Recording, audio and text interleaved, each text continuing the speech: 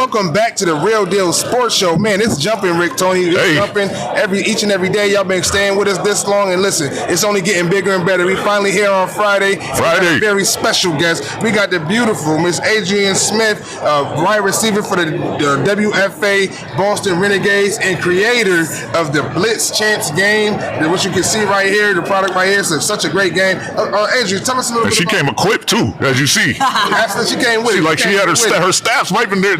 They're checking and making sure they dab their forehead before we. She got the whole squad. Yes, Leanne and Melissa in the house. Yes, my team making it happen. Thank you so much, gentlemen, for having me. Thank you for joining us. A little bit about the game. So, Blitz Champs, I invented it in December 2015. Think of it as the football version of Uno with a sprinkle of spades on there, right? So it's perfect for ages 7 and up, 2 to 6 players at a time. And the goal of Blitz Champs is to be the first person to score 21 or more points. Your red cards are what you use to take points away from players. Right. Your green cards are what you use to score points. And then your yellow cards, they keep the game in motion. It's really easy. It's really fun. Hours and hours of fun. Okay. So now, what got you wanting to create such a great, unique game and something for the family? So I'm a professional women's tackle football player. I've got 8 national championships, more rings than Tom Brady. And you know, I had started a company called Gridiron Queendom. Oh, wow. And Gridiron Queendom, we support women and girls around the world who play football, tackle football or flag football. Okay. And I was like, you know what? It'd be really cool if I could come up with a game, like a card game, that would spread the love and joy of football to everybody. And then I prayed. I literally prayed. I went, Lord, please give me a game. I woke up the next day, boom, Blitz Champs. I got the idea. That was it. Now you said 8 national championships? 8. I'm only wearing 2 rings. What school? That's in the WFA. That's in the WFA. Okay, wow. Yes. So with the 8 championships, how'd you win them? Like all in a row or 4 and 4? So I had 2 with Team USA. So I'm a member of the U.S. Women's National Tackle Football Team. Okay. Then I had 6 rings with Boston. So that's 8 altogether. So tackles football. This is an international game. Yes. So you might be aware that flag football has become an Olympic sport, right? In 2028. So women have been playing flag football around the world for years. Wow. The same thing for tackle football. So as a member of Team USA, we competed against Germany, Austria, Spain, Finland, Canada. It's been going on for a while. Go ahead. I'll say, how many years has the WFA been around? WFA's been around since 2009. Okay, all right. And can you explain just in your opinion, because we're out of upstate New York, and we actually, our ladies in Section 5 has just had the opportunity to be a part of the flag football, and now they got the women's flag football going all around the country. What's the importance of that? And because they didn't have that when you were growing up. No, they did not. They did not. Can you tell me just how you feel about that? And Jay, that's a great point that you bring up, because we're just a couple of days past National Girls and Women in Sports Day, right? So having flag football, the growth of flag football is absolutely tremendous. And I want to put it out there that you can now, the NAIA is offering collegiate scholarships for girls to play flag football. Wow. So we've taken it to the next level. I want all the girls out there who love football, pursue it. Pursue your dreams. There's a chance for you now to get a college education because you know how to play flag football. That's amazing. See, that's why we Real Deal Sports Show. Like, subscribe, comment, and check us out, because this is exclusive information. Groundbreaking. For the Section 585. You can now you can go to school for flag football. All the young ladies out there, man, that's so great. And give us a little bit more about where can we find the game. All right, so you can go to Amazon.com, BlitzChamps.com, BlitzChampz.com, NFLShop.com, and Fanatics.com. And Fanatics, it's everywhere, y'all. It's everywhere. It's everywhere. Absolutely. Any other questions? I was going to ask now, as far as because apparently you're in the contact sports, so as far as when you knew you could be hit and hit people, and it's okay. How was that? So I'm a wide receiver, okay? I'm not trying to be hit. I am not trying to hit. They gotta catch you. I'm trying to score touchdowns. That's it. So I do remember I talked to my dad. I was like, Daddy, I'm going to play football. And he was like, well, you're gonna have to learn how to take a hit. And I'm scared. So I talked to all of my guy friends who have played football. I'm like, and they were like, Adrian, don't worry about it. Once you get hit, your adrenaline's gonna come and just pop up, and you're gonna be fine. And they were right. So it's been great ever since. Another quick one for me is just, you just talked about your dad, and that's so special to me. I have a 5-month-old daughter, you know what I mean? And I want to get her in sports. So what role did your father play in this? And also, I told you already talking about your faith. This is a loaded question. Yes. What role does your faith play in getting you to the woman that you are today? Well, I'll take faith first. Faith is everything. And without my faith in God, there just wouldn't be me. I would not be here, literally. And I say that because both of my parents have passed on. And so it has been my faith, my personal relationship with my Lord and Savior Jesus Christ, my personal relationship that has kept me going, right? And in terms of my father, when I was a little girl, I've liked football since the age of 3. And when I was 7, my dad, he bought me football for Christmas, taught me how to throw, and I just was blessed that I had parents that didn't say, you can't do it because you were a girl. I had parents that said, you can do and be whatever you want to be. And so here I am. My mom passed before I started playing football, but my dad, he was able to come see me in Sweden win my first gold medal. And so that means a lot to me. I carry that with me. I'm so happy for you. Get your girl, allow her to do whatever she wants to do, and encourage her, because the world really is our oyster. It really is. Oh man, this is the best interview of the week so far. So far. Adrian Smith, wide receiver for the Boston Renegades. Thank you so much. Check out the Blitz Champs on Amazon and everywhere. BlitzChamps.com. Get it. It's a great game, family game. So glad to have you on the show. Thank you so much, Chad. Thank you so much. Yeah, that's one. Thank you. I appreciate it, gentlemen. Thank you so much. Thank you. We take a picture of yeah. Friday. And hey, remember, Real Deal Sports Show. Like us, subscribe to us, share it, get it out. There's some great, a plethora interviews on there. So check out, see your favorite ones, and we'll recap them on our regular Saturday morning show, the best of the best of this past week. And now definitely going to want to recap this one because we got Bishop Kearney in the building. We got Rutgers in the building. We got the Eagles. We got the Broncos. We got the 585, man. Quentin Guys, man. How you doing? I'm doing great. They're doing great. It's great to be here. Super excited. Hey, Super Bowl's on Sunday. I'm out here. Been here since Wednesday, so it's good to be around. Like seeing all the old friends. I got to see Ronnie McLeod, one of my old teammates. I got a chance to see like Komoko Teray. Like it's just good. It's like a reunion, honestly. Absolutely. It really is. Isn't it truly a reunion with each year? It's almost like a convention. There it is. In this case, a football convention. Everybody here somehow related to football or some kind of way. And what are some of the new things that you're doing now? Yeah, so I want to kind of start off with the first one is what's interesting. You know how flag football in 2028 is coming to LA for the Olympics. Yeah. So what's cool is that I'm actually playing for the Panamanian national team. Oh, wow. Because my mother is from Central America, so República de Panamá. And I'm going to be representing them. So down there. So like 2028, I will be in the Olympics. But also this summer, I'm going to also be in Finland in the World Championships. So I'm keeping football going on the flag football side. So that's a cool new, little twist to the football game. Sure, you know? yeah. Oh, yeah. And speaking of flag football, you know what I mean? Playing professionally and now flag. Is there any like health? I know you're doing with your Rise campaign. Is there any health benefits in your opinion? And you think flag football will have a chance to be sustaining and obviously not compete with the NFL, but just be just as good? Yeah, I mean, so I got the company Rise Well. For those who don't know, it's like a health and wellness company that uses AI and VR to help corporations get healthier. So, the biggest thing for me, what I'll say is flag football is going to help. Actually, first off, I want to talk about women. Yes, a lot more women are going to get scholarships to go to college for flag football, which is amazing. Finally get a scholarship for flag football, amazing. And then be able to expand their career even professionally. I think they're going to have professional or maybe just the Olympics. Oh, yes. But I think it's going to expand that. It's going to expand us more internationally, just football in general, because you don't have to buy equipment. You can just buy flags and that's it. Right. When I went to Panama, and I'll tell you a quick one. High school in the city, Rochester City School District, Mrs. Buchanan over at Edison Tech put a team together. First year, they played again last year, continued to grow. And she just told me before I left to come out here that they're already up to 48 teams, city and suburban now, and they're going to have a sectional. Let's go. This year, first year for a sectional playoff with the girls flag football in high school. That's amazing. And now they can transition and go to school for free.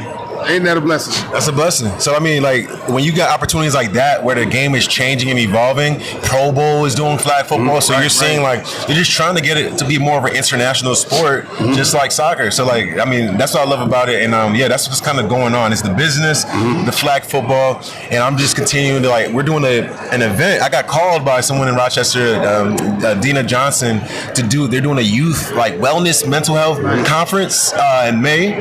So I'm going to be a big speaker there and talk to a lot of the kids, and also we're bringing NFL alumni out and stuff as well too. So it's going to be a really good time. Just giving back to my hometown, man. Absolutely. That's what it's about. Man, we're seeing more and more you guys, professional athletes, yourself, obviously Isaiah and Thomas Bryan, and it's good to have all you guys, representing the 585, putting it on your backs and bringing more, just more unity, more wholeness to the city of Rochester through sports. It's great to see. And obviously, Quentin, we know you, we know your family. Now, we went to Bishop Kearney, so what role has your faith played in just, getting you to this point here? Man, the Lord has been, like, my foundation, like, since the beginning. So, like, I believe in Jesus Christ as my Lord and Savior, and, like, He's guided me everywhere I go. So honestly, when it's those tough times, I lay on Him as my foundation to allow me to continue to keep moving forward, to be better and to improve. So, like, everywhere I've gone, college, high school, college, like, all the ups and downs, business, even through business, like, I've been able to sustain because of my foundation with the Lord. So for those who think it's corny, for those who don't know, like, look, I'm just telling you, like, my success has come from having a solid foundation with Jesus Christ in my life. And like, He's really made some amazing changes and, like, helped me propel me to where I needed to go. So I implore you to, definitely, like, dive into your faith more. Absolutely, yeah, man. 2028 flag football. He ain't gonna be on the U.S. He went to the home team. He went to the home team. Ain't not vacation in Panama. Can't wait to see it. Exactly, man. Appreciate you, man. Thanks for joining the show. Yes, please do. Thank you so much for coming on the show. How can people stay in contact with you? How people can stay in contact? So y'all can just follow me on social media at QGauze, and then also on, like, other platforms, Quentin Gauze, longer form, and then the company website, if you're interested in checking us out, AI VR, it's called Risewell with the Z.io, risewell.io. Appreciate y'all. Thank you so much. Real Deal Sports Show. We'll be right back.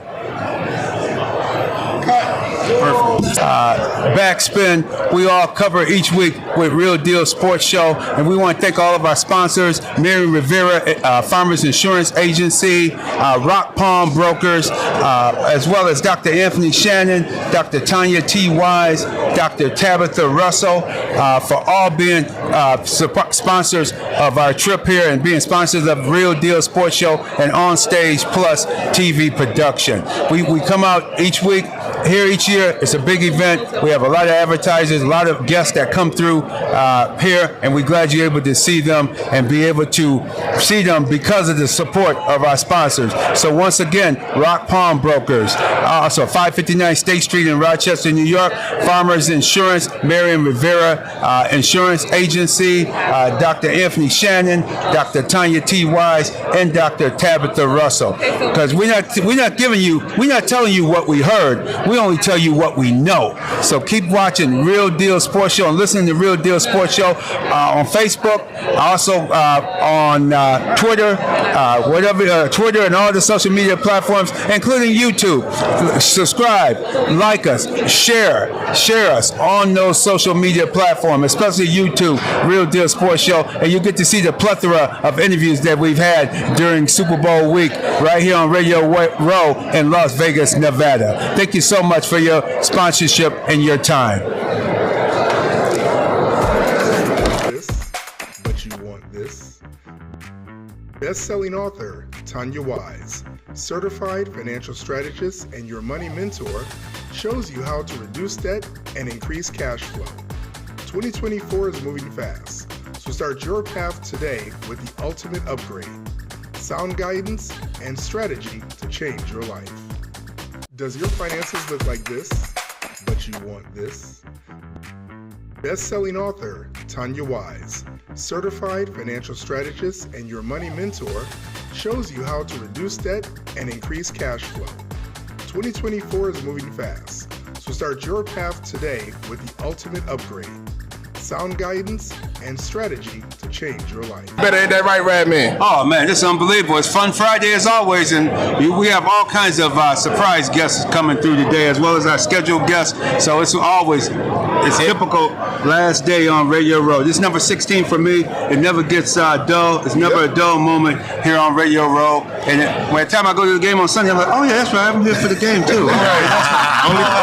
only number 3 for me, right? The game is like a back in the it's back. Secondary, You know it really is. It really ain't even. But we got some special guests in the building. We got Dr. J and Darrell here representing Brilliant Minds Unite. You know, talking about financial literacy and mental health, which is so important in that time today. So, guests, can y'all give us a little bit about your initiative and how it's been growing so much?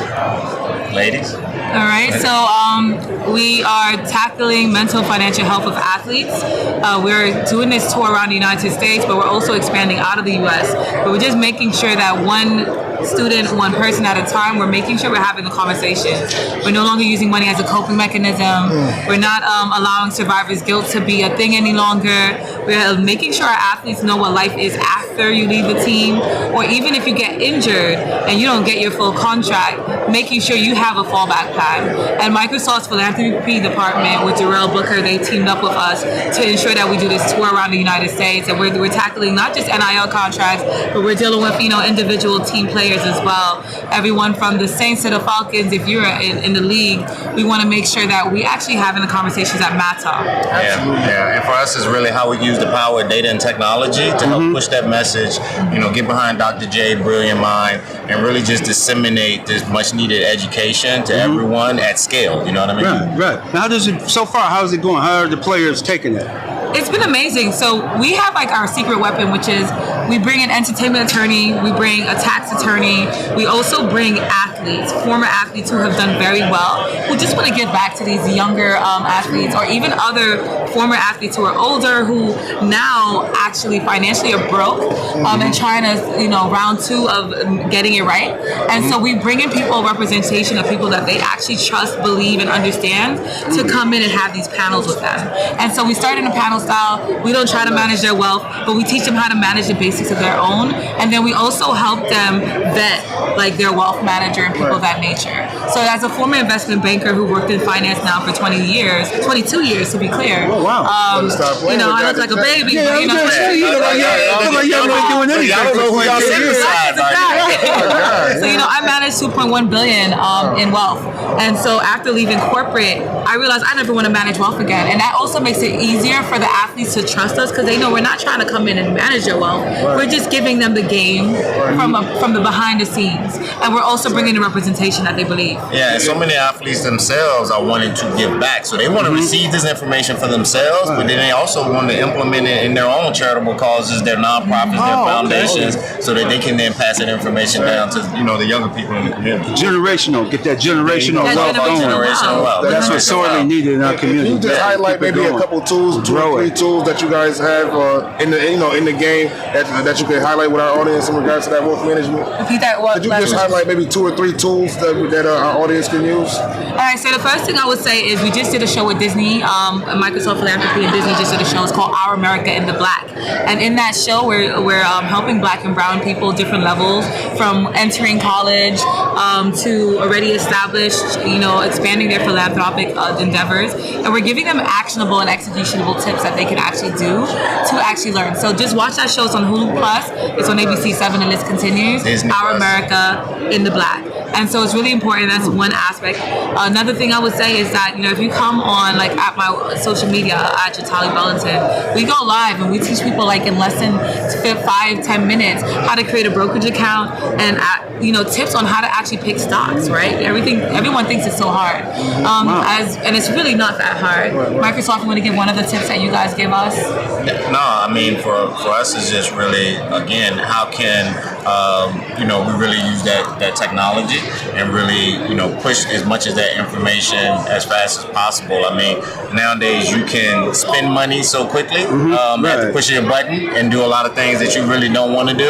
So how can we use focus on some of the apps and tools that allow you to invest and save and really set yourself up as well. And shout out to organizations like Earn Your Leisure. So EYL, for Disney, they gave a code EYL Black. And with EIL Black, what basically happens with EIL Black is that you're able to actually turn around and now learn financial literacy and get discounts to their curriculum 30% off. Another amazing thing is we have Tiffany the Budgetnista. She also have the Live Richer Academy, and she has codes and she gives out 30 to 40% off of her curriculum as well. But EYL, the cool thing about them is if you're on YouTube, the cool thing is you can get a lot of free information from experts in regards to everything from real estate to building business credit, personal credit. And I hope you guys are actually utilizing credit in America, because that's one of the most important factors if you're investing, especially when you are a college student and you get to campus and they're giving you a high APR credit card. Oh, yeah. You don't know what I didn't know how to act with that when they gave me. Oh my God. They didn't know I had to pay it back at the time, and then without interest, didn't know the interest and all that. The thing about it, they approved everyone that came up. Oh yeah, They smile. sit out there in the yard. You want a card? Yeah, exactly. No problem. Yeah. Exactly. So we're changing that. Good. You mentioned you're gonna be working with LSU as well. So so we're working with a few teams. We actually have a meeting with LSU. We're gonna be doing we're pitching the activation day with LSU, and so it's really exciting because I know you have a affiliation. That's right. So maybe we're gonna go through him instead of who we're gonna go through. But honestly, it's just really making sure that all college students understand this basic. So, and it's great for them to understand before they enter the game officially, right? Well, not everyone's gonna be the player, but you might be an entertainment attorney, right? And you might be different aspects of the game. So connecting them with the people that let them know basically from now, hey, your likeness, your imagery, you could be making money from that. And the other thing is educating the parents too. We got to realize that a lot of these, stars, these young stars coming up, their parents don't have that knowledge as well. So how do we, bring that knowledge to the entire household so as a unit they can grow together? Absolutely. Well, we want to thank you both for coming on Real Deal Sports Show. We got Darrell, we got Dr. J. It's been a pleasure. Brilliant Minds Unite. Check them out, yo. Yes, sir. Thank you. Yes, indeed. Real Deal Sports Show. Subscribe, like on YouTube, and share, most importantly. Most important.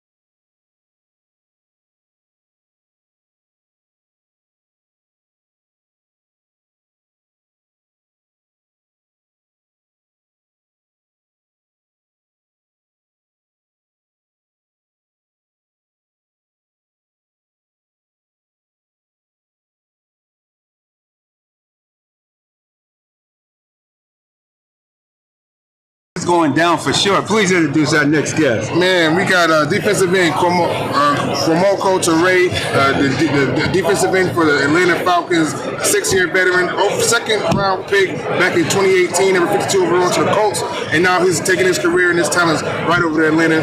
How you feeling, man? I'm feeling great, man. Thank you for having me here. Yes, indeed.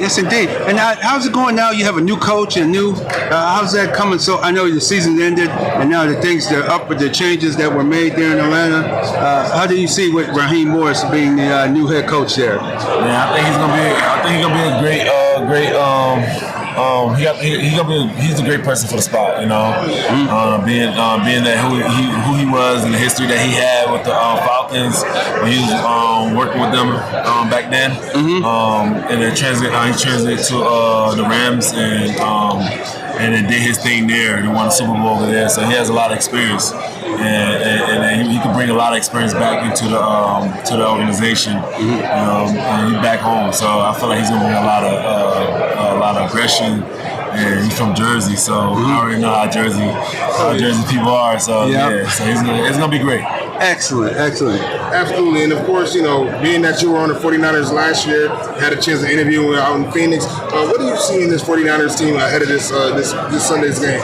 Man, and what y'all seen last year is the same thing, and what y'all seen this year as well. Y'all seen the improvement from what they did last year and to this year. So they're gonna bring everything they got.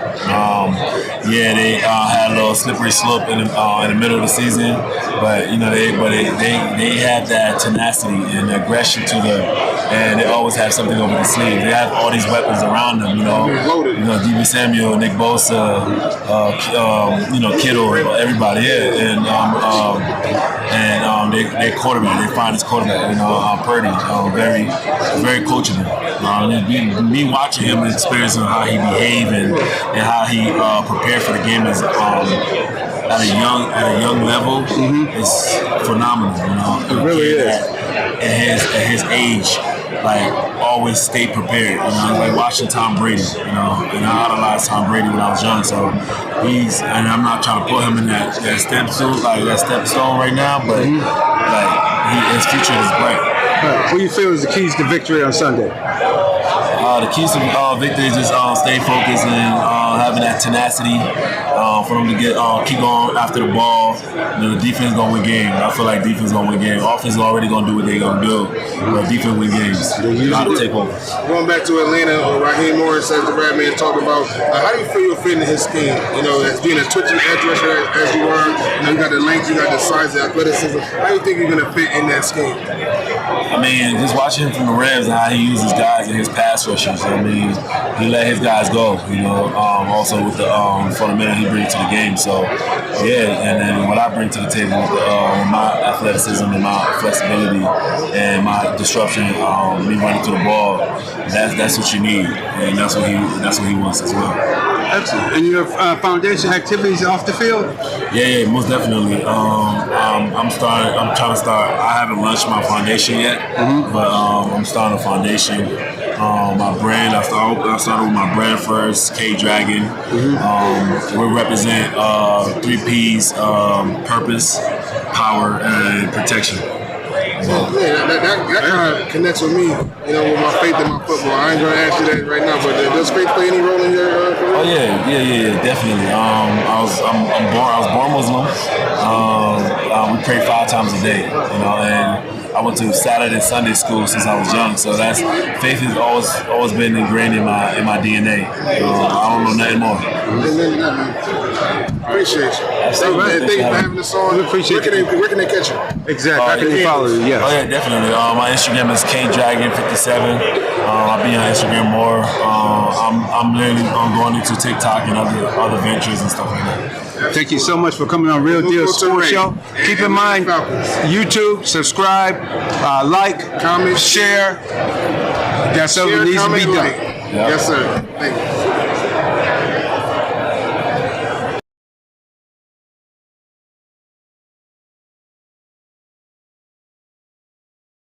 Best-selling author Tanya Wise, certified financial strategist and your money mentor, shows you how to reduce debt and increase cash flow.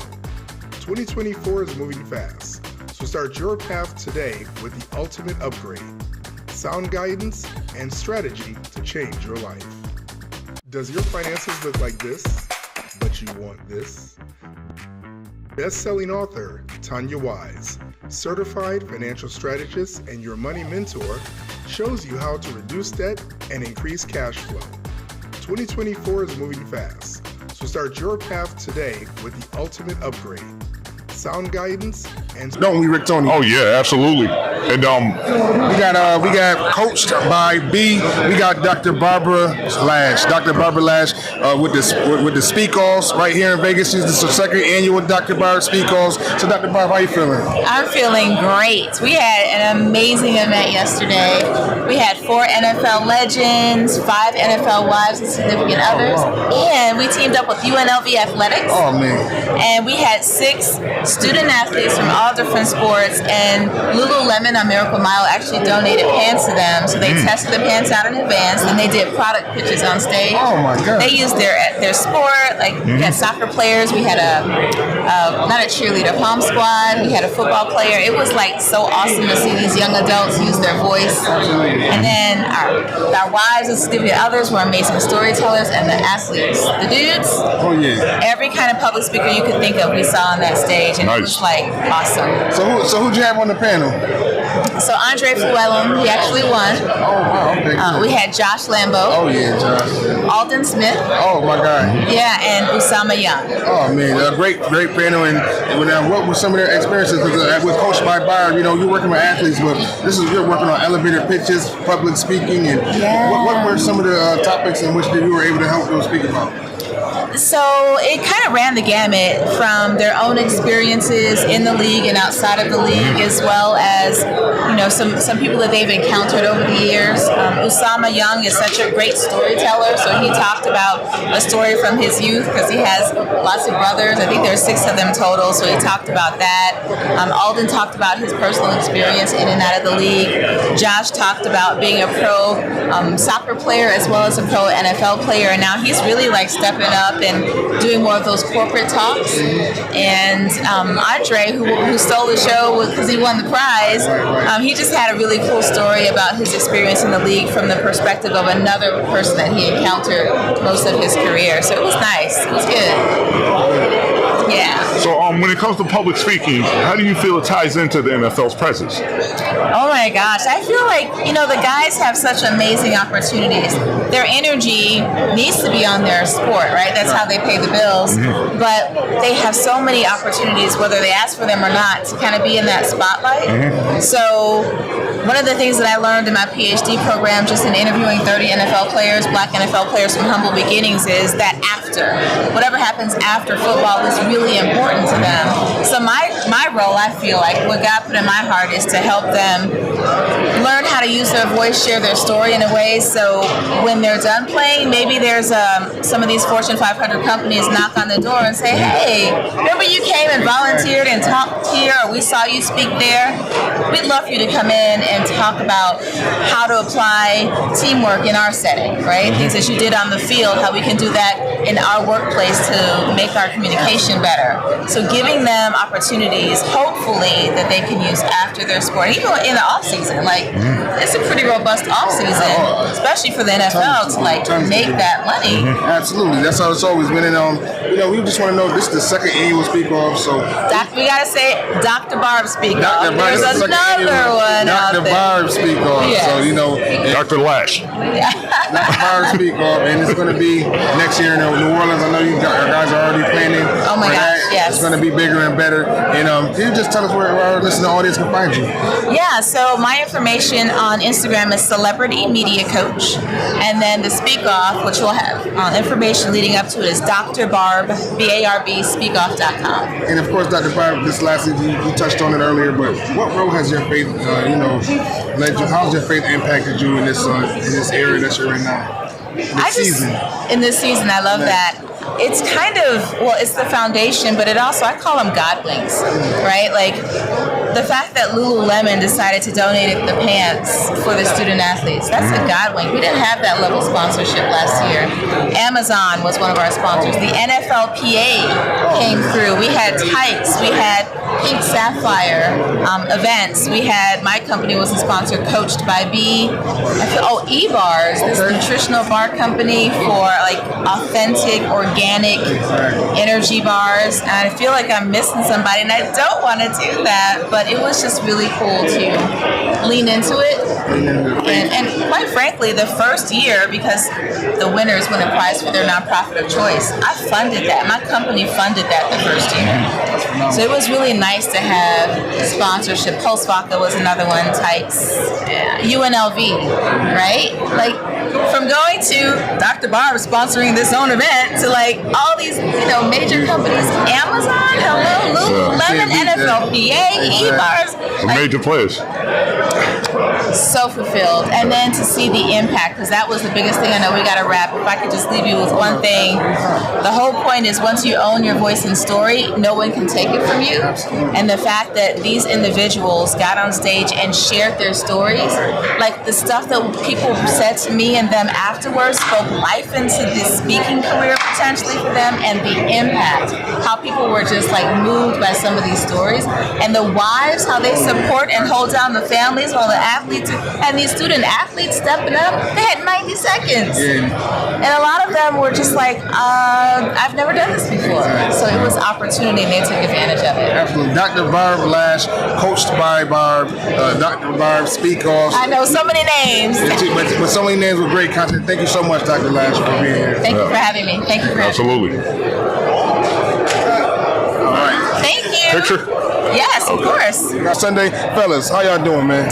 We're great, man. Thank you guys for having us, man. Thanks for stopping by. Yeah, that's the real deal. That's right. There you go. You know that. Absolutely. And of course, Grammy Award winning honors. You know, you've produced great records for Anthony Hamilton, Janet Jackson, obviously Usher. How has it been in this your illustrious career, and how does it feel to be performing here at the Super Bowl? You know, what I will say is it's been a hell of a journey, 35 years, but it's been a beautiful thing. Well, you know, as Bob was just saying, you know, you think you have a plan until God shows you He has a plan, and you know, we're honored. We feel extremely blessed and grateful to be here. To be putting together this show for Usher. You know, we have a 20-year relationship with Usher. So, you know, to be here, stand the test of time, and to be playing on the biggest stage in the world, I mean, you gotta say thank you. Amen to that. How'd you brothers get your start? How did you get started in music? Started in the home. My dad's a musician, and you know, he had at that time. It's like now we have DJs, which is a modern day, you know, band superstar. But my dad had top 40 bands, and he had an array of musicians. So in the house, he would have rehearsals. So music was just, you know, every day, every night, late at night, in the morning. We were just around it, and I gravitated towards the piano at about 3 years old, and just discovered my love and passion just organically, naturally as a kid at a young age. And, you know, that ventured off to me writing songs at 10 years old and exploring technology and all that stuff, and putting together a project that led to, you know, a demo, and I was signed at 12 years old at RCA Records. So that's been the journey, and, you know, our love for music is just, you know, it's brought us so many different places, and took us on a journey of life that, you know, we're so blessed to be a part of. Wow, that's amazing. At that younger age, how does that feel when you get into music and you're moving into the higher level of it? Well, you know, I think at a young age, you know, you don't have bills, you don't have responsibility, right? That's right. The older you get, you know, you start understanding what life's about and what encompasses music, and it's like, okay, you know, you think you want the money and you want the stardom and the fame, and, you know, the journey has taught us, like, what really matters at the end of the day is the music. And the music has taken us in so many different places. It's been tough. It's been very hard. You know, for two Mexicans doing black music, definitely a challenge, but that was something that was born and bred in us, and God saw fit to get us out to Minneapolis, some kids from California. How'd you get to Minneapolis? Man, it was over a phone call, man. It was over a phone call. Terry Lewis, we come from the Flight Time School in Minneapolis, Jimmy Jam and Terry Lewis, who are responsible for us really being here and being introduced to Usher. Terry Lewis called on the phone and was checking on a project at a mastering facility, and checking on Janet, actually, and he heard my project over the phone, a song, and you know, lo and behold, he wanted to know who it was, and 3 weeks later, I was in Minneapolis and signed with Jimmy Jam and Terry Lewis's label, Perspective Records, which at the time had Mint Condition and Sounds of Blackness, Key, and that's been my journey. That's when you were just starting to pop. Man, I was only 15. Yeah, because all of those Mint Condition, all of wow, Sounds of Blackness, everybody. Perspective Records, that's our family. That's where we're born and bred. You guys touched on it earlier, you know, being Mexican artists and, you know, being in this hip hop culture. Were there any struggles or strong barriers in being a Mexican and trying to get into the game? Absolutely. I think, you know, especially, I mean, even from our side, right? I think the perception of, because we are Mexican, what category we should be falling in, right? And it's not what my pops played in the house. My pops, we're around black music. It's what we grew to love. you know, I mean, it just became a part of who we were. And, you know, there's something to be said about that, you know, even in today's world where, you know, the one joy that really resonates with me and my brother is that, you know, throughout the years, we're really showcasing what it looks like when black and brown come together and do something powerful. And that's been our journey. It's been a fight.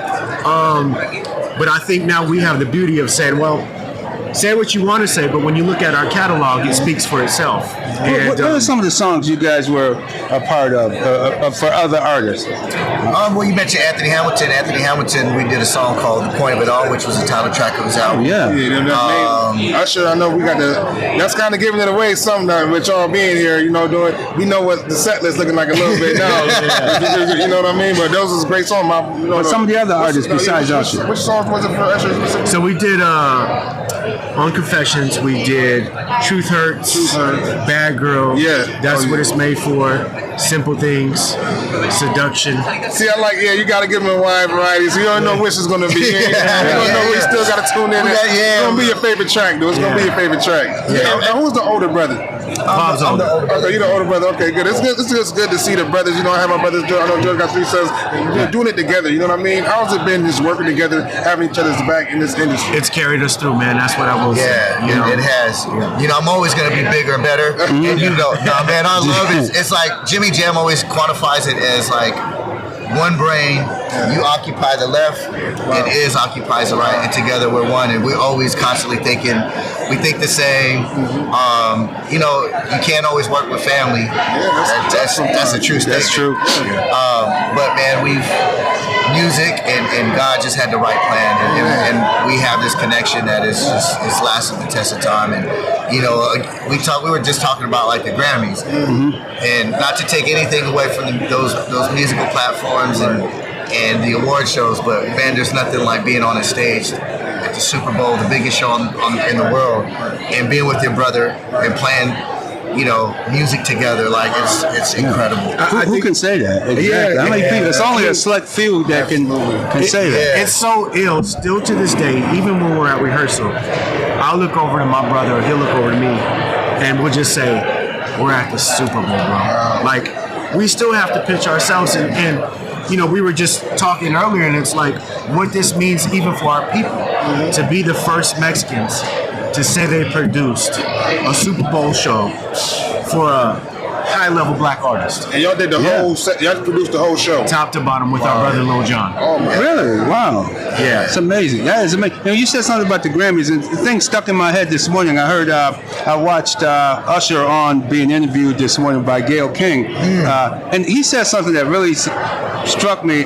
He said, he's won these Grammys, but he's never been allowed to come on TV and accept the award. Wow. Those awards that he's won have always been given to him before the televised show. So if somebody of that level, he's still getting, you know, what I would say disrespected. I mean, because even Gayle King was shocked. She said, "Wait a minute, you never came on stage and received the Grammy?" And said, he said, "Never. I never had the opportunity to be allowed to speak." So that just shows you how deep and ingrained it is. It really is, and I think that's the thing. You know, it's like, okay, we only want to take a piece of you so we can get a piece of this done. Right. I think with the Super Bowl performance that and the opportunity that he has, it's really going to showcase how incredible he is and has been for a long time.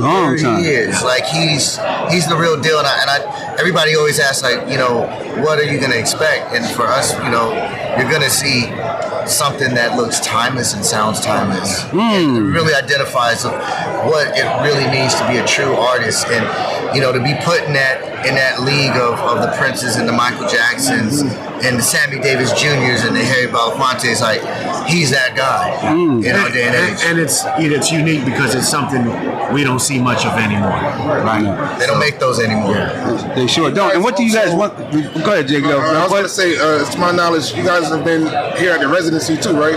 Correct. Hated on that as well. So have y'all incorporated a lot of that stuff from the? You know, man, I can't spill the beans like that. But what I can say is, you know, from different experiences that we've been a part of and have helped cultivate and introduce. Caesar's Palace was great because we were coming out of the pandemic, and it was his first time being here in Vegas. And so the mindset of what went into creating an ultimate experience, we knocked that pin down. Then Park MGM came. We were able to take a great portion of what we introduced at Park MGM or at Caesars and bring it there, and got a win there. And we really believe and feel that this is what has led us to this very moment with the Super Bowl. And I'll say this too. Our barometer and our gauge. I mean, literally, working this thing out. It's like having imagery of Prince and Michael was like the target, and we're like, let's land somewhere right in this pocket. Yeah, and that's the bar. That's the bar, and I think we've all been very mindful of creating just an experience that, when halftime comes, we don't want you to go to the bathroom. We want you to stay put, and we don't want you to check your bets. We want you to be excited and be so engaged. There's there's some people that might not be Usher fans, and I think after this, they are going to become new fans. And they're going to go see him on his tour coming up too. Yes, sir. And last but not least, what's the next project? What you have coming up next? What's the next project you'll be working on? You brothers will be working on? So surprisingly, we're actually getting ready to help orchestrate the music for the New Edition residency at the Wynn. So we're very excited about that, especially because New Edition was the first concert our parents took us to. Oh, wow. So that means a lot to us. Yeah. And again, Jimmy Jam and Taylor Lewis. It's like all roads lead back to family. Back to family. God bless y'all, man. The Avella brothers, you guys blessed me today. God is good, and appreciate that, man. Hey, man, y'all are the real deal, man. I'm a believer now. Thank you so much. Thank you. Man, the most valuable thing in life is time, and thank you guys for taking up the time. And for us Latinos being in this, having this opportunity, it's great for our people to really see us engaged and doing something together. And we always want to let our folks know, you can be whatever you want to be. Just, it's hard. The struggle is very hard, and to accomplish anything that's big and at this magnitude, it always comes with a price. But just keep on going and keep believing. Thank you so much. Brothers. Thank you so much for coming on. Y'all. Check them out Sunday, halftime show. Can't miss it. Tune in. Real Deal Sports Show. Subscribe, like, share.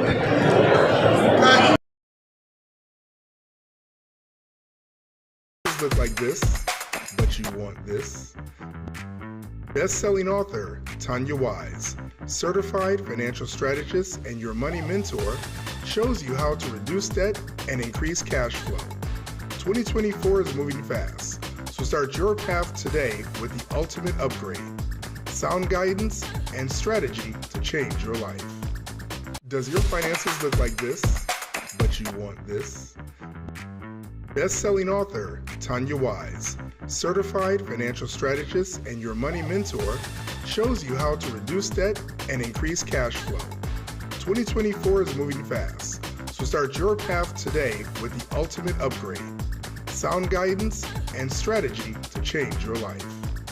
Does your finances look like this, but you want this? Best-selling author Tanya Wise, certified financial strategist and your money mentor, shows you how to reduce debt and increase cash flow. 2024 is moving fast, so start your path today. Guys know what's going on. They can check out all the live interviews that we have. Click on live, and you'll see the plethora of interviews started from way back on Monday. Share it on Facebook, share it on Instagram, share, copy the link. And we are real deal. We are upstate New York, so we know all too well how it is upstate. And we got a great here fullback for the Detroit Lions. Man, I'm telling you, I almost didn't want to go here because, my man, it was a tough game, and the 49ers, they're in their building. But Jason Kabenda, fullback for the Detroit Lions. After that tough game, how you doing, Jason? I'm solid, bro. I'm good. Appreciate you guys having me on, man. Absolutely. Fullback is a position that not a lot of teams have. It seems like a lot of those physical great teams, the Dolphins have just incorporated with the Shanahan system, obviously. Dying breed.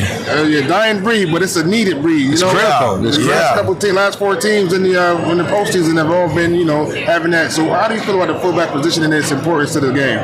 Well, I think anytime you have a certain personnel grouping that can dictate to the defense what they come out in, I think it can be important, especially for a coordinator, being able to know what the defense is going to come out in and being able to put yourself in a position where you know what to expect. So I think that's what the most value out of 21 personnel and having a fullback out there is you're going to get base defense, and you can scheme from there. So I think from a schematic aspect, it's important. And then, I think our game right now is in a dire place in terms of, I think it's getting softer, and I think you're going to start to see that transition. We've gotten super pass heavy as of recently, a lot of speed, a lot of open space, all that kind of stuff. And I think you're going to see the cycle of football go back to that old school I formation. Okay, now we got a lot of linebackers are hybrids or smaller, can cover now. And okay, now you'll see the fullbacks come back and smash them up the middle again. So that's what happened. Buffalo played down. You did the same. Yeah, it's a circle. And I was shocked to see teams have a linebacker so small. The Bills linebacker, Terrell Bernard, small. He got run over many times. He couldn't finish the season. He's a good guy.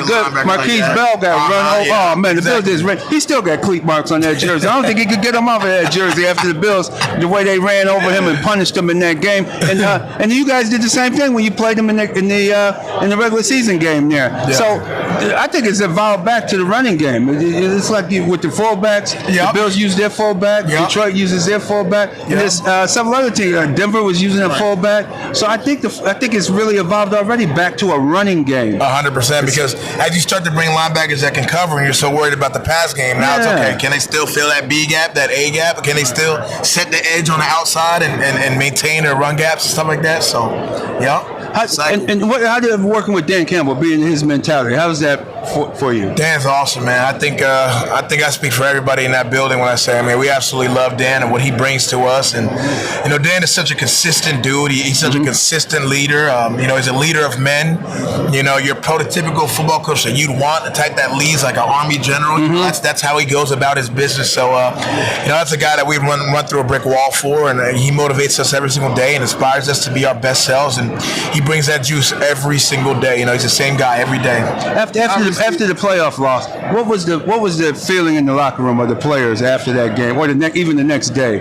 Just letting everyone down, letting Dan down. All of us had, maybe mistakes that we made or things that we could have changed. But, for storylines to be, about Dan's 4th down calls and stuff like that. I'm the type of guy where if we have a sword, I'm going to live and die by the sword. Okay. If that's who we've been and that's how we've gotten there, then I have no issues with the fact that we stuck in it when times got tough. That's how I am. I don't like the type of coach who's going to dibble and dabble into who he wants to be today and who he's going to be tomorrow. I like a guy where I know exactly who's going to be in any given situation. Absolutely. And that's what Dan is. So absolutely. He was starting your career in Oakland, and then going to Detroit, being there for the last 6 years, I believe.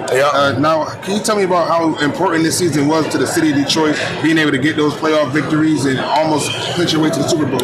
Yeah, it was huge. In hindsight, right now, we may be really mad about it, and obviously it's a really tough pill to swallow, being that we got that close to the Super Bowl. But I think when time passes and we do look back, we're gonna recognize the season as a special one, and I'll never forget what that stadium sounded like in that first freaking home game. And just I didn't grow up as a Michigan native, so I didn't have that angst of that 20-30 year buildup, and to be able to be in that stadium and experience what it felt like to feel that energy of people who have been waiting literally their entire lives for that moment. And to be able to feel that energy and it be captivating in that stadium, man, it was super electric, super special. I'll never forget it. What's the goals for next year?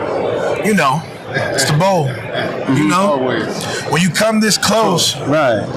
Now that's how it goes. So you feel, because you have seasoned guys, it's a young team, but you still have some seasoned veterans on there that now the young guys are seeing what it takes, what the sacrifices you have to make to get to the Super Bowl? Yeah, absolutely. I genuinely feel like we have all the pieces. I think when it comes to next year, it's just going to be a matter of, can we come hungrier than this year? Exactly. You got to be hungry. We got the pieces. You know, you saw. Everybody watched that game. Yeah. Your draft picks, the front office, outstanding, bringing in all that young talent. Absolutely. And we'll have even more young talent with another draft, obviously. You know, and Brad's been doing a great job of making sure they're bringing in guys who are culture guys. Mm-hmm. They don't care. The thing, and that's what I love about Dan and Brad, is the fact that they are not going to sacrifice talent for culture. They won't do it. They won't do that. They won't do it. They won't do it. They don't care how talented you are. If you're not a fit culturally for us, if you're not a guy who loves the game, if you're not a guy who loves to play for his teammates, who will sacrifice his body for teammates, if you're not a receiver that's going to block when you know the ball's not coming to you, you're not going to play for Detroit. And I think that means something. I think that's why our identity is so strong.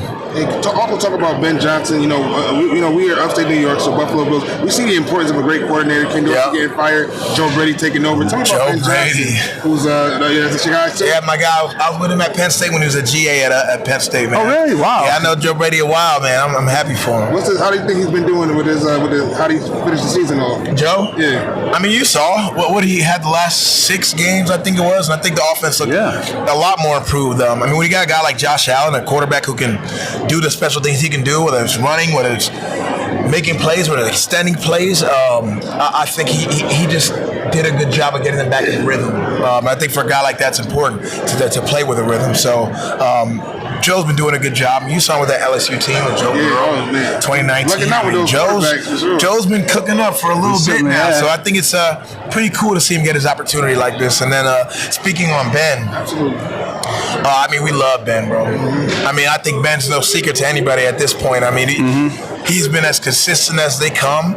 He's prepared us week in and week out. He's a super detailed guy.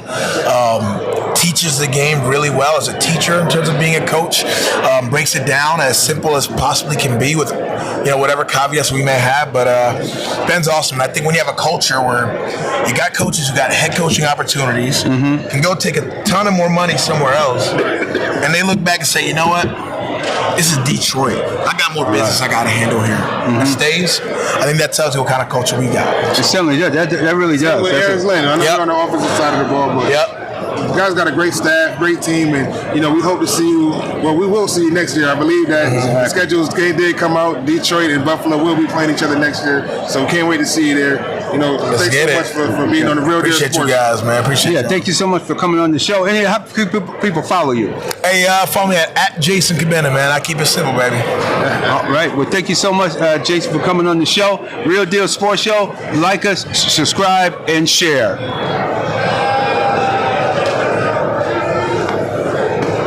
Nice. My name is Jimmy Oliver, owner of California Income Tax Council and California Alumni Insurance Services. We've been helping our clients for over 45 years avoid costly tax mistakes and to take advantage of the many opportunities available for tax savings, including legitimate tax breaks most people are either misinformed or unaware of.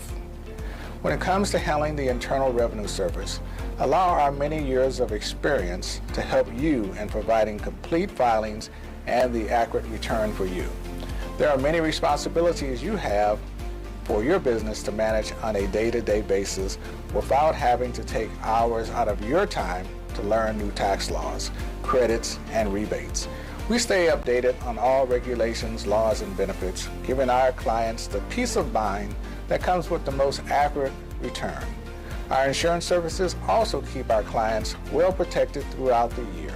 Call us today at 510-238-8800 and allow us to help you with both your insurance. Man, this one hit home, right, man? This one hit home. It just doesn't get better than this. My goodness, Fun Friday is just taking off. And we got a true vocal legend, a great vocalist, a legend. We all grew up with him. Hey, man, my girl, Latoya London. Latoya, how you doing? I'm wonderful. Thank you for having me. You're welcome. Welcome to Real Deal Sports Show. All right, you've come a long way since 2004, being a finalist on American Idol with a stacked, stellar crew that season. I mean, we have Fantasia winning it, Jennifer Hudson, and of course Latoya, and we was all rooting for you. I had America just glued to the screen on y'all season. You know, and how have you been since then? And I know you've been 20 years, so tell us about some of your things that you got going on. That's 20 years ago? Yeah. Oh, it doesn't seem like it, right? Oh, my gosh, man. Especially how you got the that's television. yesterday, It man. don't look like it either. No, it doesn't.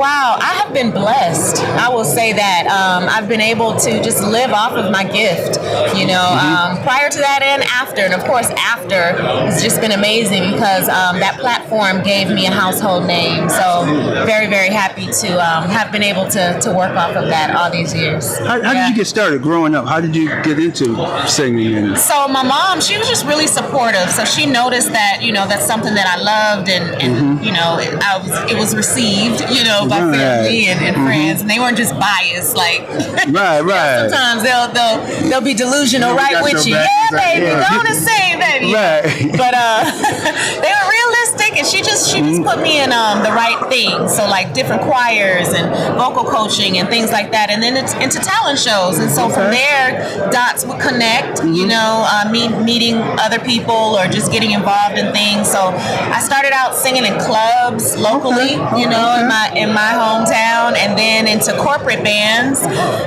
wedding singing, and then I auditioned for American Idol. So, and I was in a studio as well growing up, like just honing the studio skills. So when it was time to record an album, I was pretty seasoned. I knew what was up. Did you have a household name prior to this in your city of Oakland? In Oakland, it was starting to build. Yeah, because like I said, those clubs that I sang at, they were like, you know, they were the spots that people went to. And so, you know, every week I was probably singing at 3 clubs a week. Yeah. Getting paid? Oh, yeah. I mean, pennies, but we would pass a hat around and the whole band would split that little pot, you know. And we did, I mean, we sang hard. Like, I mean, well, performed, you know, the instrumentalists as well as myself, like 3 sets a night. You know what I mean? Where you're singing for like an hour or 45 minutes, then you take like maybe a 15-minute break, and then you go again and do it again. So with not the best sound equipment, you know, so paying my dues basically. What's keeping you motivated? Wow, this is all I know how to do. I hear you. This is it. You know what I mean? I was born to perform. I was born to entertain. So along with singing, you know, I act. I've done musical theater all through these years. Actually, I did.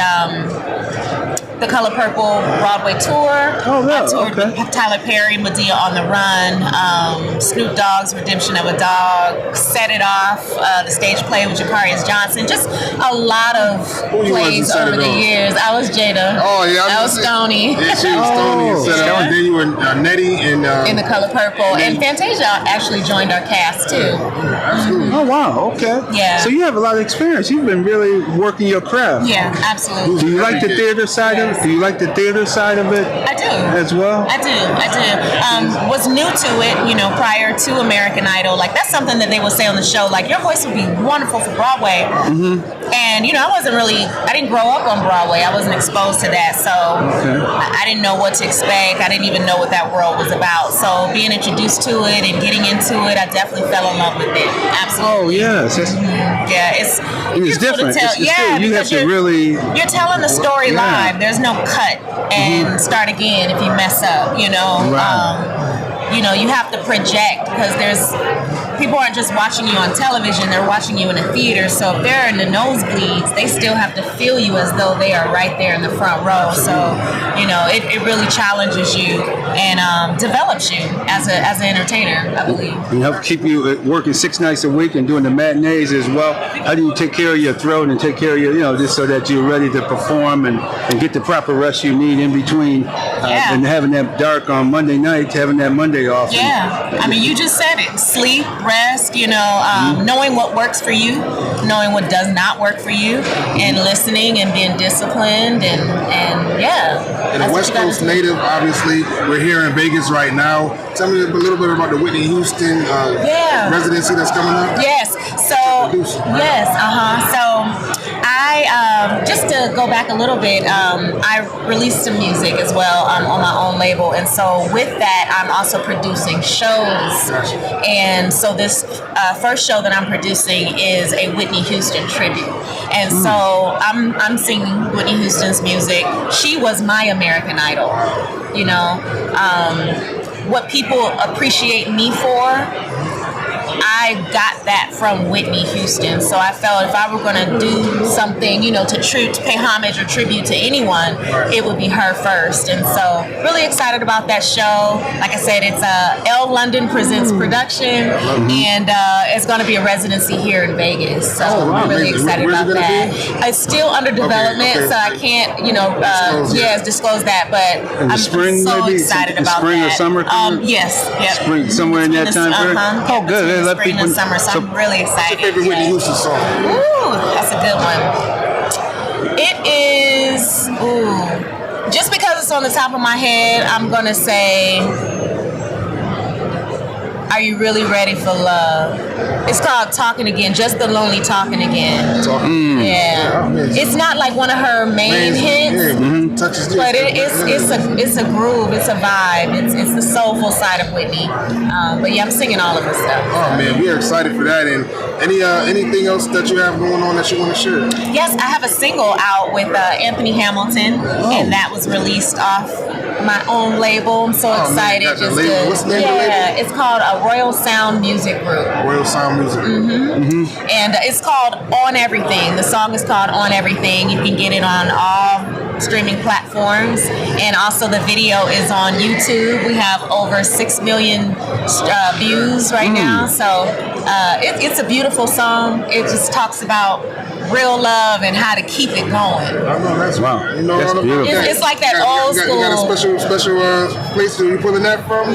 Absolutely, from a place of just yearning of what I want to see, what I feel inside, just where how love used to be expressed, right? Through song back in the day. It was vulnerable. You know what I mean? It was vulnerable, and you talked out your problems, or you mentioned your issues. You know what I mean? You didn't you wanted to work together for the common goal of being together, you know, not working against each other. And so that's what this song is about. It's about bringing love together and what that entails. So the song kind of explains a situation that describes that. So hopefully it, you know, gives someone else some. Yes. So you have a lot going on. Inspiration. Yeah. You're very busy. Very busy. And where can our listening audience find you?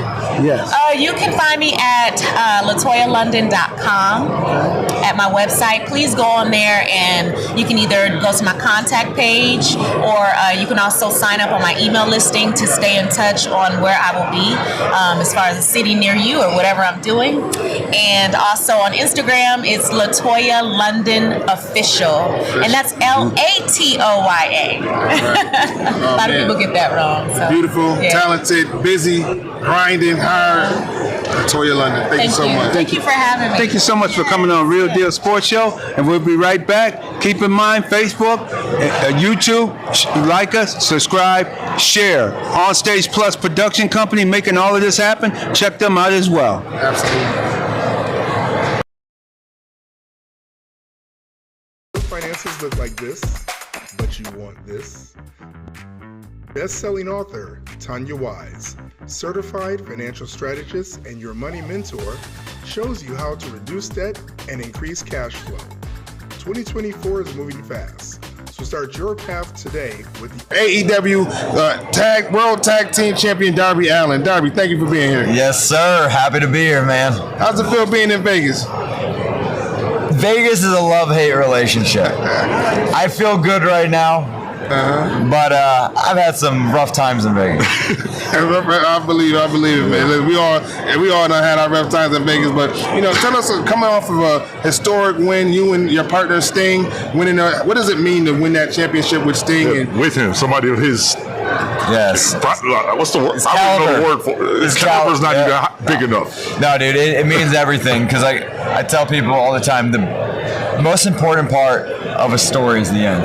So, if his end of his career is tarnished and it's like made a mockery and everything, oh man, he should have retired back in, I believe it was 2015. He had that neck injury, and he essentially they told him he'd never wrestle again. Wow. So then he came to AEW almost to be like an ambassador to the company. We didn't think he was going to wrestle, and then I kind of talked him into it, and then it feels good that he's got this new lease on life, and to become tag champions with him, man, it means everything. And then March 3rd, his final showdown with Sting.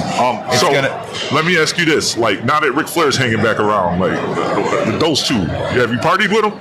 No, dude, Sting don't party. Rick parties, but Sting don't party. Sting, right when his stuff's done, he just disappears. Wow. He just disappears, man. He lives a very, very private life. So Flair's around. Have you partied with him? I don't party. I don't do anything. I don't smoke. I don't drink. I'm straight edge. But my party is jumping off roofs and going crazy. The rush from that. Yes, doing stunts with skateboarding and all this stuff, climbing Mount Everest. That's my party. So with skateboarding, how long you been doing that? My whole life. Okay, because I see you use it in the ring and it's a party. It's a party of your gimmick. No, man, I was a skateboarder before I was a wrestler. Okay, and I built this big skate park in my backyard, man. So I skateboard literally every day I can. And what wrestlers have influenced you? Obviously, Sting being one of them. But what other wrestlers influenced you and got you to want to continue and get into the industry? Jeff Hardy, Mick Foley, guys like that. Hardcore Extreme. Yeah, well, because I've always loved stunts. I've always loved pushing myself to the limits.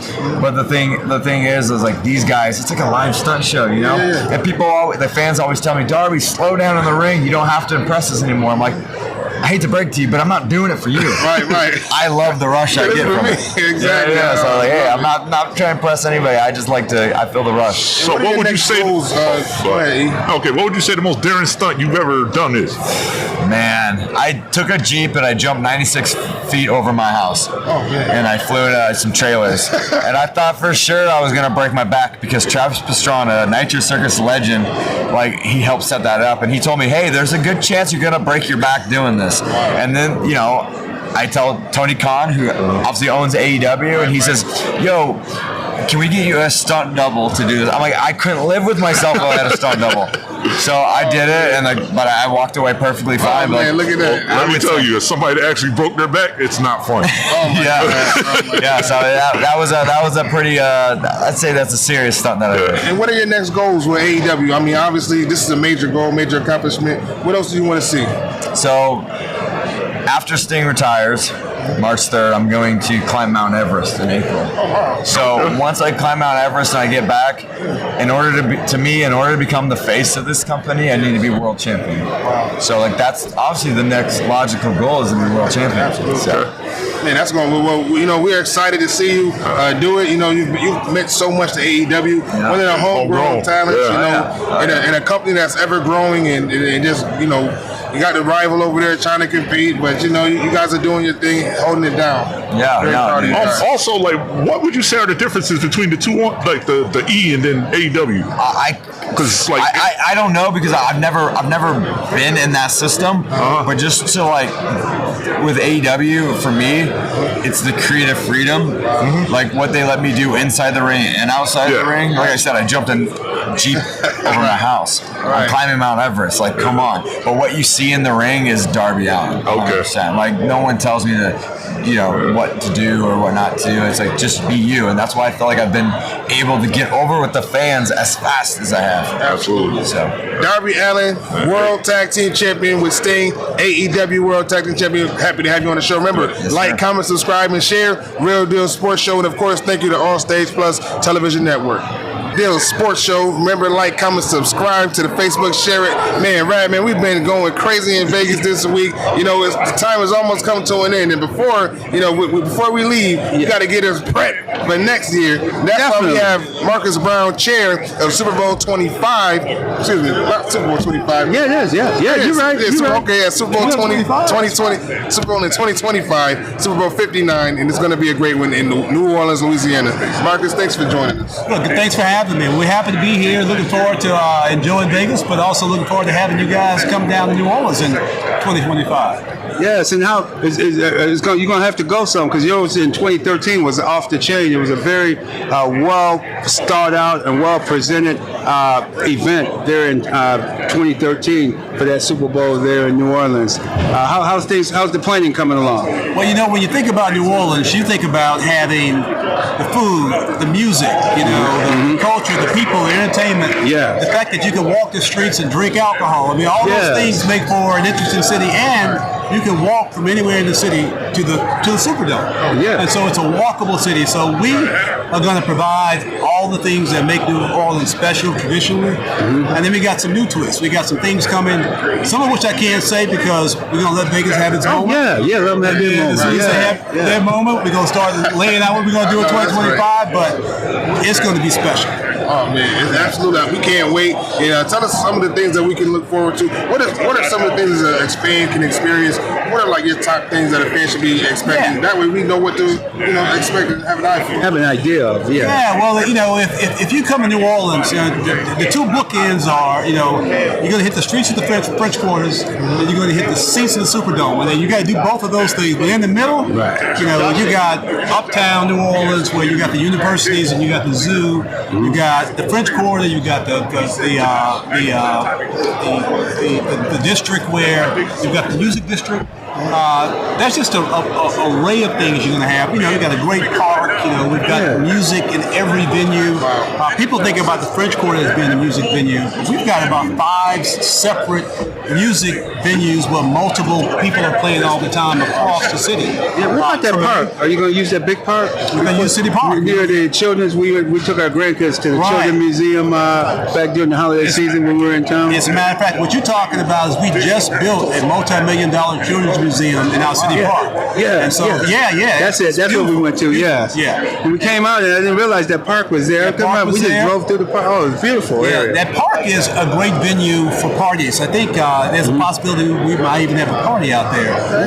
But it's a great open space, close to the city, close to downtown. I think that's what makes New Orleans really special. Everywhere you go, it's close to downtown. It's close to your hotel. And that makes it a lot easier to navigate. It sure does. And you mentioned Tremaine. You just ready to say what's going on down there? Well, Tremaine is New Orleans in its finest. I mean, Tremaine is pure culture, old New Orleans. That's where all the old jazz came from. That's where all the black businesses were developed, and that's just a long-standing culture and rhythm to that area. You hear about the Mardi Gras Indians. Mardi Gras Indians, you'll find them, largely in the Tremaine area, and you might not know Mardi Gras is actually going on right now. This is the first big weekend of Mardi Gras. So there's a great Super Bowl going on here. There's a party bigger than anything you can imagine going on in New Orleans right now. And Southern University was here they opened the show for the Soulful Gospel Celebration on Wednesday night. That it'll air tomorrow night at 8 p.m. on CBS. Everybody check it out. Kirk Franklin, the NFL choir, and the Southern University band opened the show, and there was excellent performance by them. And they mentioned that they wanted them here for the Super Bowl, but they're going back to participate in the Bacchus parade, the Mardi Gras Bacchus parade on Sunday, back in New Orleans. Well, I'm the chair of the Super Bowl host committee, but I'm an SU grad. Oh yeah. So when you start talking about the marching band at SU, that's close to my heart. I mean, and there's a friendly rivalry across the SWAC. All the bands are great, but I think the greatest band in the land is from Jaguar Land. Yeah, the jukebox, right? Oh, yeah, the human jukebox, man. No doubt about it. Yeah, you really did. And now, any other things that we can look forward to for New Orleans for next year? The dome, you had renovations of the dome too. How much renovations? We spent about $500 million renovating the dome. So when you come to the dome, externally it's going to look like the dome. The fan experience internally is going to be very different. A lot of these cities that are getting the Super Bowls have brand new stadiums. Correct. And so we don't have a new stadium, but internally it's going to be just like new.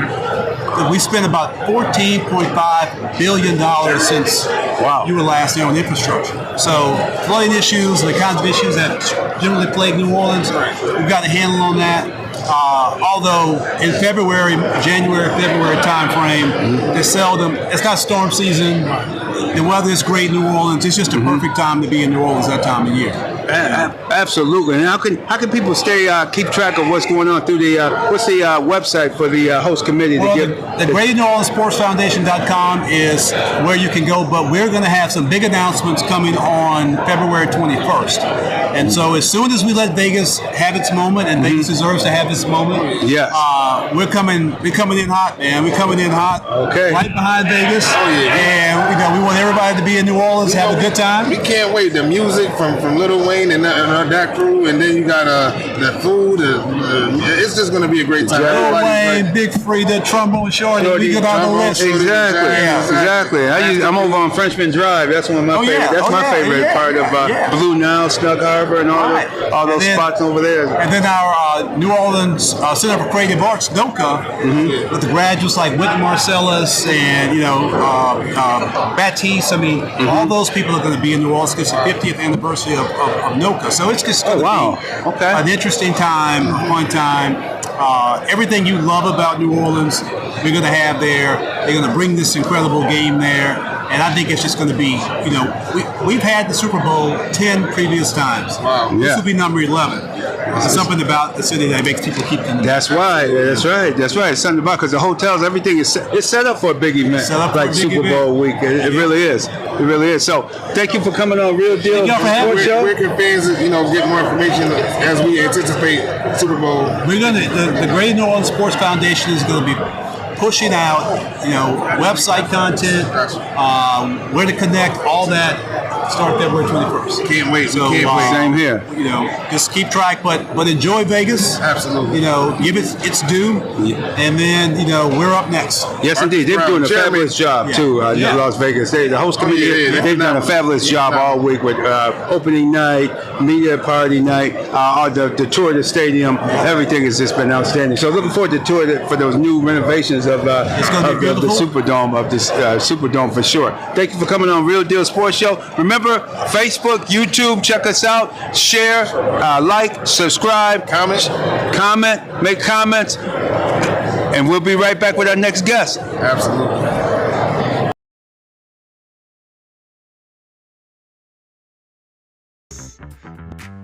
Best-selling author Tanya Wise, certified financial strategist and your money mentor, shows you how to reduce debt and increase cash flow.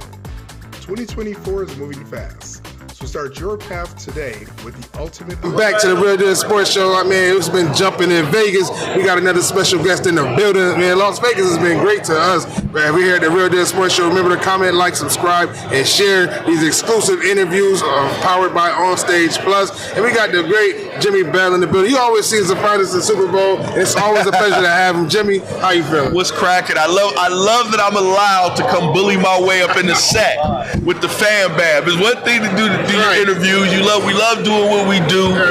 But when you can get with the fam, y'all fam. Exactly. You know what I'm saying? That's different. Man. We got a family reunion right now. Absolutely. Always. And when you 6'5", I ain't gonna get in the way. Bro, I'm gonna say it because I got to come down 70 so I can get arrested for indecent exposure. Oh my God. So right now I'm 340, 349 to be exact, and I gotta come. Next time y'all see me, bro, I'm telling you, Jay, I'm gonna be sexy, bro. Oh man, listen, I'm trying to get like you. I'm 309 right now myself, man. I gotta get on your. Let's do it, bro. We're gonna do it. Next year in New Orleans, we're gonna be sexy. Exactly. Well, we sexy now, but you know what I'm saying. We'll be healthy sexy. But one of my favorite reasons why I love to interview you, Jimmy, is just the stuff that you're doing in the community and just the relationship that you've built with the Kingdom Movement and over with Chris Broussard and Dr. Brian. Yeah. Tell us a little bit about that for those who don't know and how they can hear more about that. Yeah, so I appreciate you acknowledging that because, we all come to the Super Bowl. We all love to be a part of all of this stuff. But, one thing that does fill my soul is every year the Kingdom Movement with Chris Broussard and Dr. Bryant, along with Pro Speak, we come into a community, which I'm privileged to be a part of. We come into a community, whichever Super Bowl community, we go into a high school and we kind of minister to the kids, bro. You know, we give them some life, we give them some swag, we talk to them, we let them ask us questions, we let them fill us. You know, we give them some meat and some tools that they can use to overcome and achieve and walk the walk that they choose to live that incredible life that they want to live. Also, we do a huddle, which you were at. I saw you sneak in there yesterday, last night. Had to. We do a pretty dope ministry event where we acknowledge some ministry people in the community. Last night, we the assistant general manager of the Raiders. We acknowledged him as well as his family. We raised some money to help with other ministries, and just trying to be the light, man. Just trying to give some love to the communities and to the people. So I love being a part of that stuff. Absolutely. And obviously you played for the Chargers, you played for the Giants, doing your thing. How has it been not then and now, with faith being so much more prevalent in sports? I'm seeing it everywhere on social media. How's things changed? Has it grown in your opinion? I'm gonna be honest with you. Some people don't agree because I don't live a victimization mentality at all. There's never been more of a prevalent time for your faith to be relevant. Yes. People think there's a war on the faith. No, there's not. It's not. Back in the day, we didn't have Bible studies. Back in the day, minus Dion and Aeneas Williams and a couple other cats, there was no acknowledgement of the Father. There was no acknowledgement of Yeshua. Now everybody is making it a point to let people know who they serve. And that's really what it's about, is who you serve. So some people, who I think stand in more of a victimization perspective, they would think that I think it's as open as it's ever been in that space, in this NFL space. Right. It's actually more open to be even a brand than even before. Right? Before, if you didn't talk, in sales, what do? You don't talk politics, you don't talk religion. Exactly. Well, now people don't have a problem with that. Absolutely. Is there any other thing that you wanted to cover?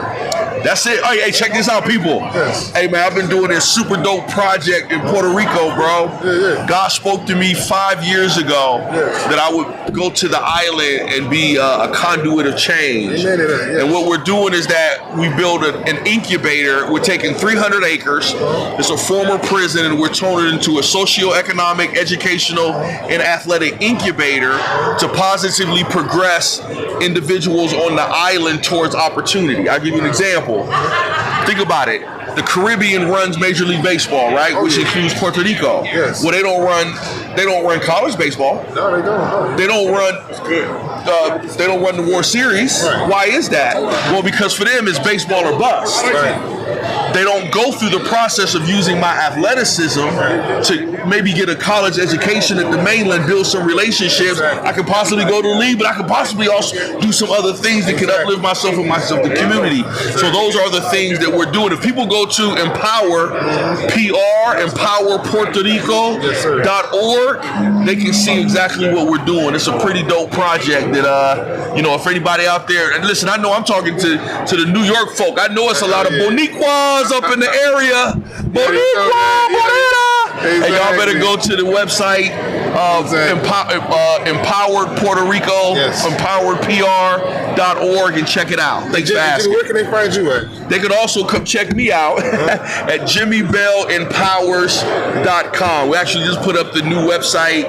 We have some super dope stuff coming, from athletics to academics to education, life coaching, giving people tools that they can use in their everyday life to help positively progress them to whatever level that they choose. Hey, man, the great Jimmy Bell, always a pleasure to have you on the Real Deal Sports Show. Remember, y'all, like, comment, subscribe, and share. It's going down, man. We still got a couple days, couple hours left right here in Vegas. Let's keep it locked right here on the Mama Real B. Deal.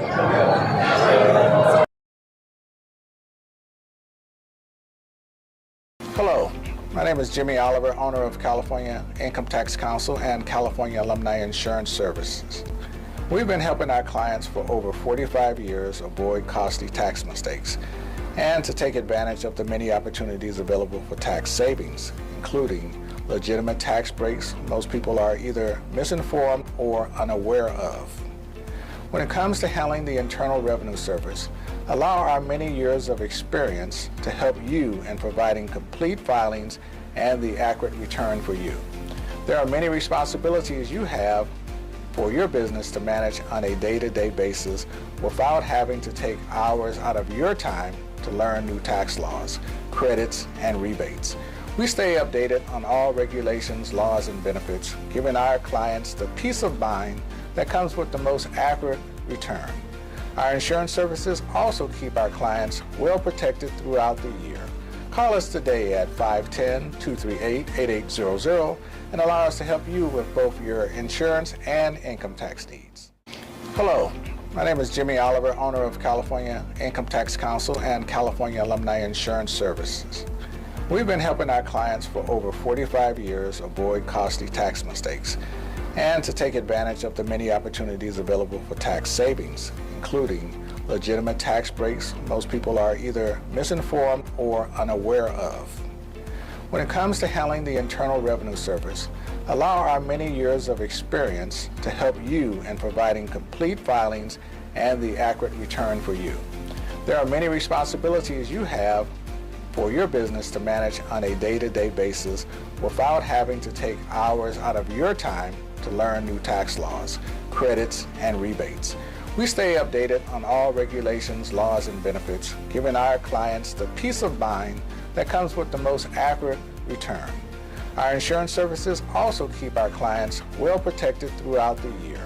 Call us today at 510-238-8800 and allow us to help you with both your insurance and income tax needs. Hello, my name is Jimmy Oliver, owner of California Income Tax Council and California Alumni Insurance Services. We've been helping our clients for over 45 years avoid costly tax mistakes and to take advantage of the many opportunities available for tax savings, including legitimate tax breaks most people are either misinformed or unaware of. When it comes to handling the Internal Revenue Service, allow our many years of experience to help you in providing complete filings and the accurate return for you. There are many responsibilities you have for your business to manage on a day-to-day basis without having to take hours out of your time to learn new tax laws, credits, and rebates. We stay updated on all regulations, laws, and benefits, giving our clients the peace of mind that comes with the most accurate return. Our insurance services also keep our clients well protected throughout the year. Call us today at 510-238-8800 and allow us to help you with both your insurance and income tax needs.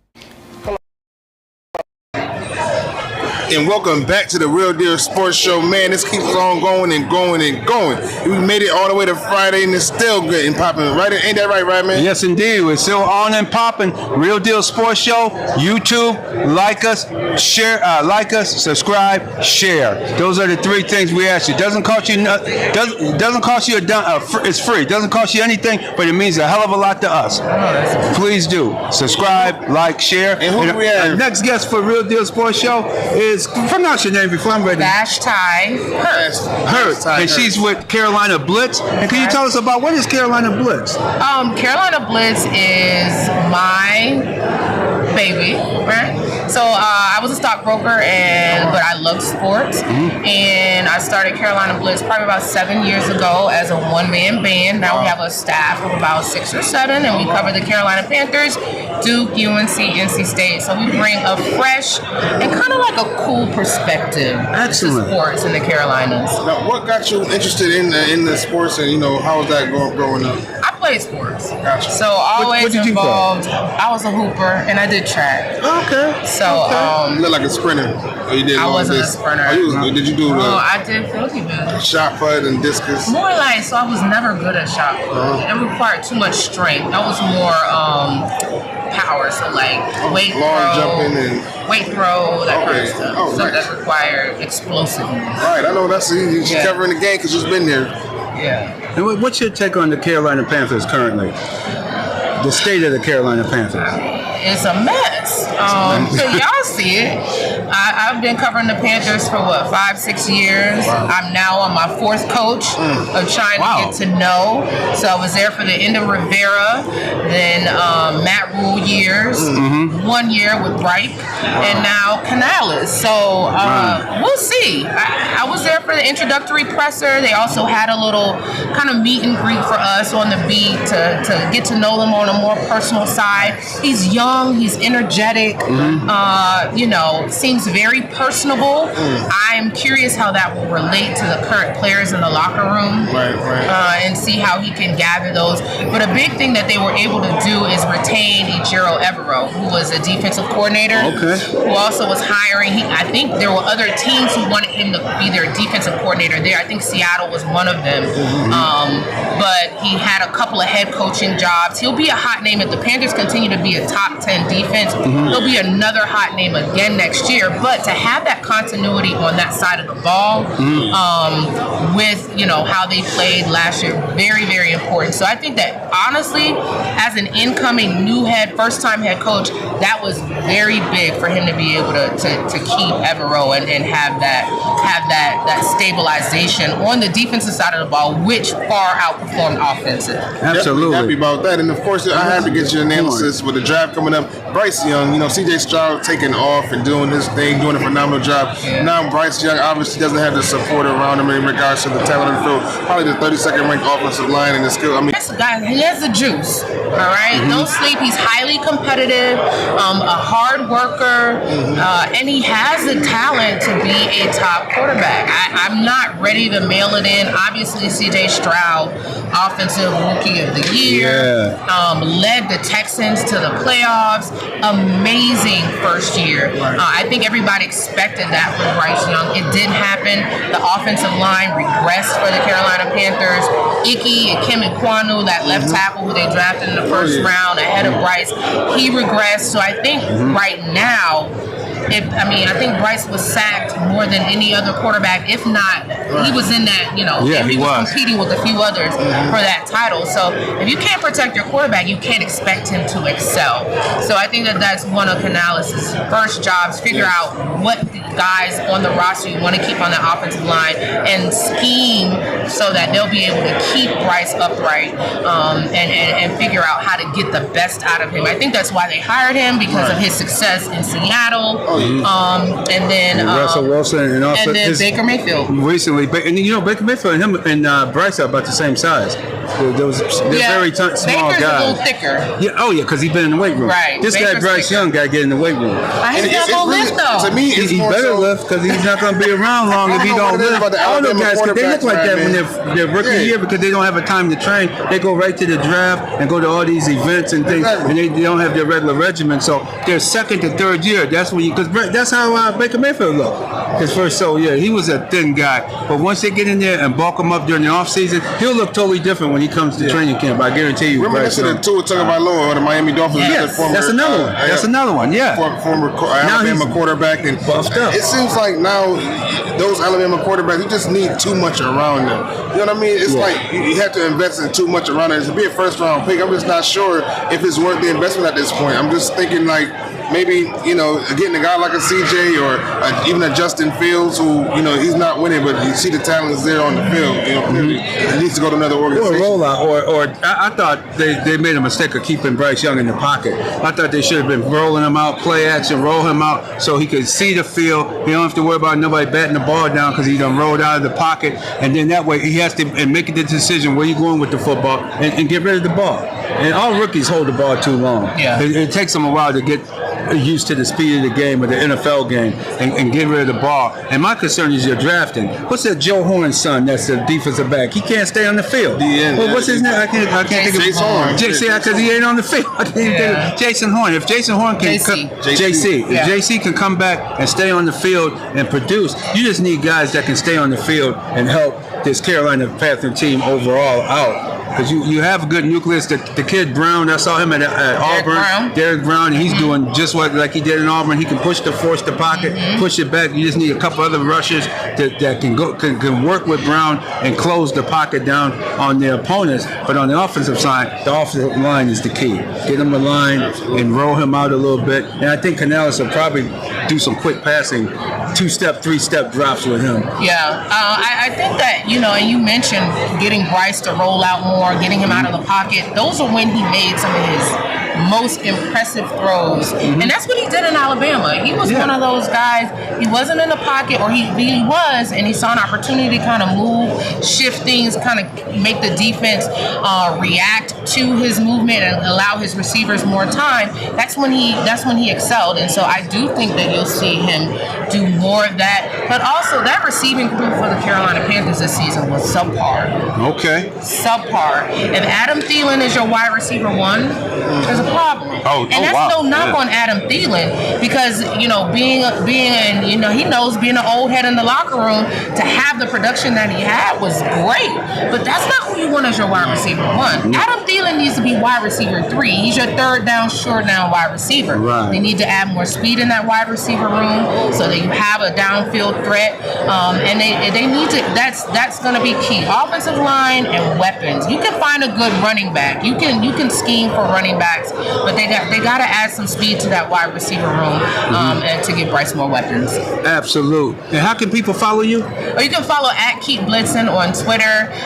CarolinaBlitz.com is where you'll find all of our written content, and Carolina Blitz on Instagram, YouTube as well. So yeah, follow us. We're social. All right, there you go. Thank you so much for coming on Real Deal Sports Show. Remember, it's live on YouTube right now. Check it out. Subscribe, like, share. Keep it up. Onstageplus Productions as well. Got it out on Roku and all the other social media platforms out here. So keep back. We'll be right back with our next guest. Thank you for watching Real Deal Sports Show. There we go. When Super Bowl 58 has been amazing right here in Las Vegas. They're bringing out all the kicks, man. Y'all been with us all week right here on the Real Deal Sports Show. And hey, Rad, man, we got a special guest. Ain't that right? Yes, we do. We have right up and back in Rochester, New York, Fox Sports 1280. We have host of the Odd Couple, one of the hosts of the Odd Couple, Mr. Rob Parker. What's up? Every year, I'm here. That's right. Every year you're here, man. No doubt. And grateful for you, man. You're always coming through, Can you tell us a little bit about, the Odd Couple, as you already know, for our listening audience. We're here on 1280. We listen to you all the time. But for those who need to get a little bit more information. Yep. Odd Couple, 7 to 10 p.m. Eastern, Monday through Friday. Me and Chris Broussard.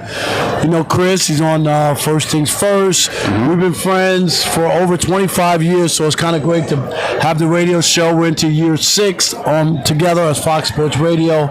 And we just have a fun and informative show. Tell it like it is. Yeah. 2 non-athletes, journalists who keep it real all the time, and no favorites. We don't play favorites. Absolutely. You sure don't. You don't play favorites at all. And also, you have a Hall of Fame vote for Major League Baseball. And what did you think of the last selection process? I didn't like that Gary Sheffield. I voted for 2 people, Adrian Beltre and Gary Sheffield. To me, those were the Hall of Famers on the list. Exactly. They're starting to put too many guys in who are the Hall of very good that I'm just not with. I think it should be a special place, and don't just let people get in through the back door, get in with very good stats. So it drives me crazy. Yeah. Do you think it was because the guys that got in, because they were friendly with the media, where Gary Sheffield was not a fan favorite of the media? Nah, it's just a steroid that he's connected with that. Right. Oh, wow. And I just think that, and even though he wasn't, he was clean, came clean, that he rubbed some clear on his leg or whatever. But Sheffield was a star from day one. Yeah. When he started with the Brewers, if you remember, he was a star. Oh, definitely. I don't believe that is what made him a great player. This dude walked more times than he struck out in his major league career. How many guys could say that? As a power hitter who hit over 500 home runs. Right. Like nobody. He was incredible. And also, don't forget to check out the website, MLBBro.com. MLB Bro, because you need to know. You need to know. That's right. Exactly. Need to check that out. And this weekend's football game, what do you think is, what's your take on it? Well, first I'm going to say this. All right, brace yourself. Yes, sir.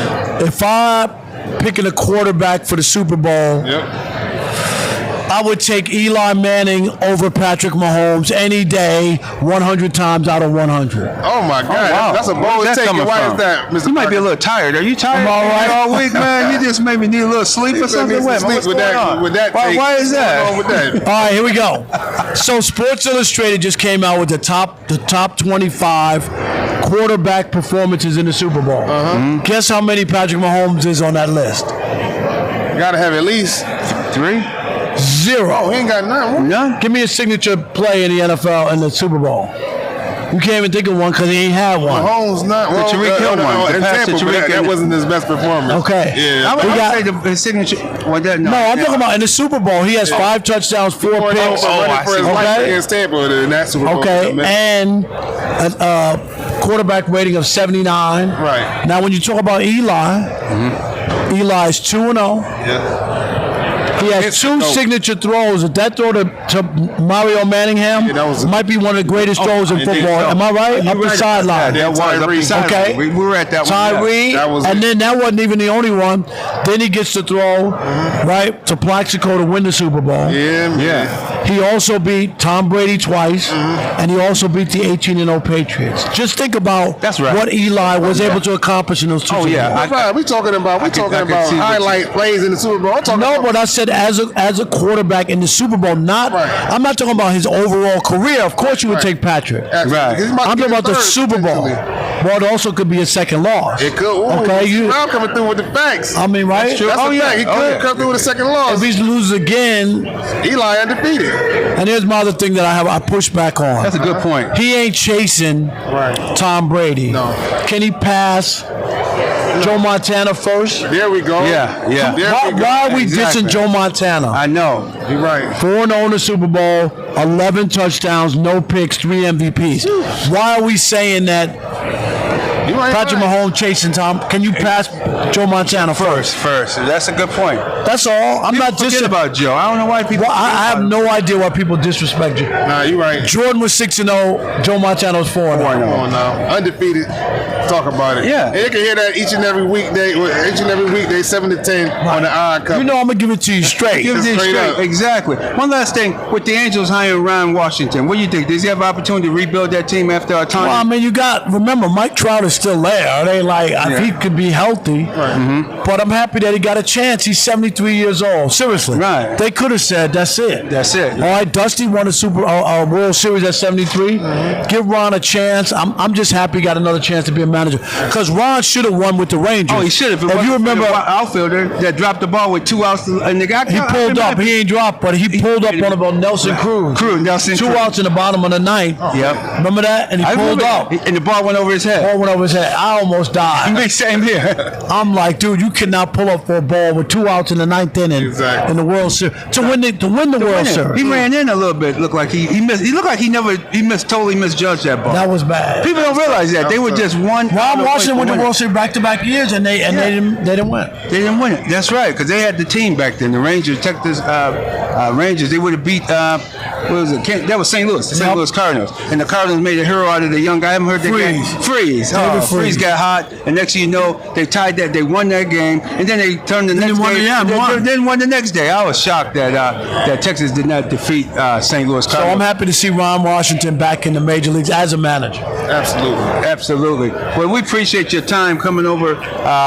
Rob Parker of the Odd Couple coming over, and with you one of the few people I know that has a vote for the Baseball Hall of Fame. It's my most prized possession. I don't have any kids, so that's my most prized possession. Well, listen, man, that's a great one, man. No doubt. Thank you. Always. And hopefully Sheffield can get in. Hopefully down the road or something can be done to get these guys in. I don't know. You know what? They didn't let the Players Association, they didn't even vote in Clemens or Bond, so I doubt it.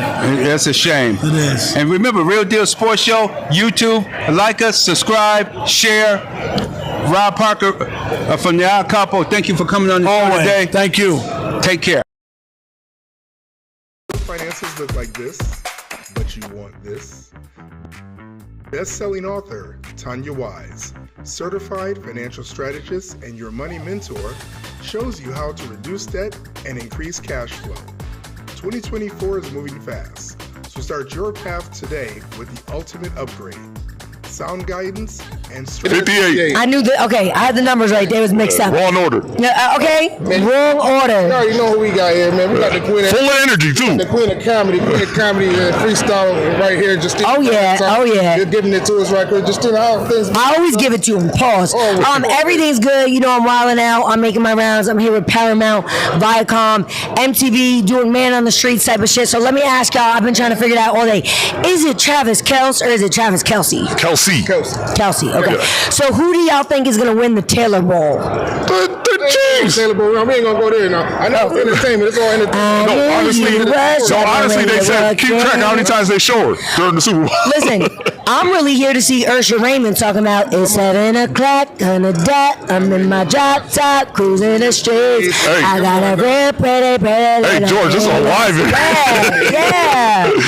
So, anticipating good love. Don't keep me waiting. What about the one part? I want to do something freaky too. Listen, I'll tell you, I love them all. The only one I don't want to let it burn because I've been there before. I cleaned that all up. Actually, I came to Vegas. Justina, I came to Vegas for that to happen, and it's like nothing. You came to Vegas and let it burn? I never. Got step away from me. No, it didn't happen. It did it. You know, I wouldn't have been mad if it did. What happen in Vegas. Right, it's Don't tell him you got an STD out here. Speaking of STDs, I have to hit the clinic. I had a long night last night. Real deal sports show. I love y'all.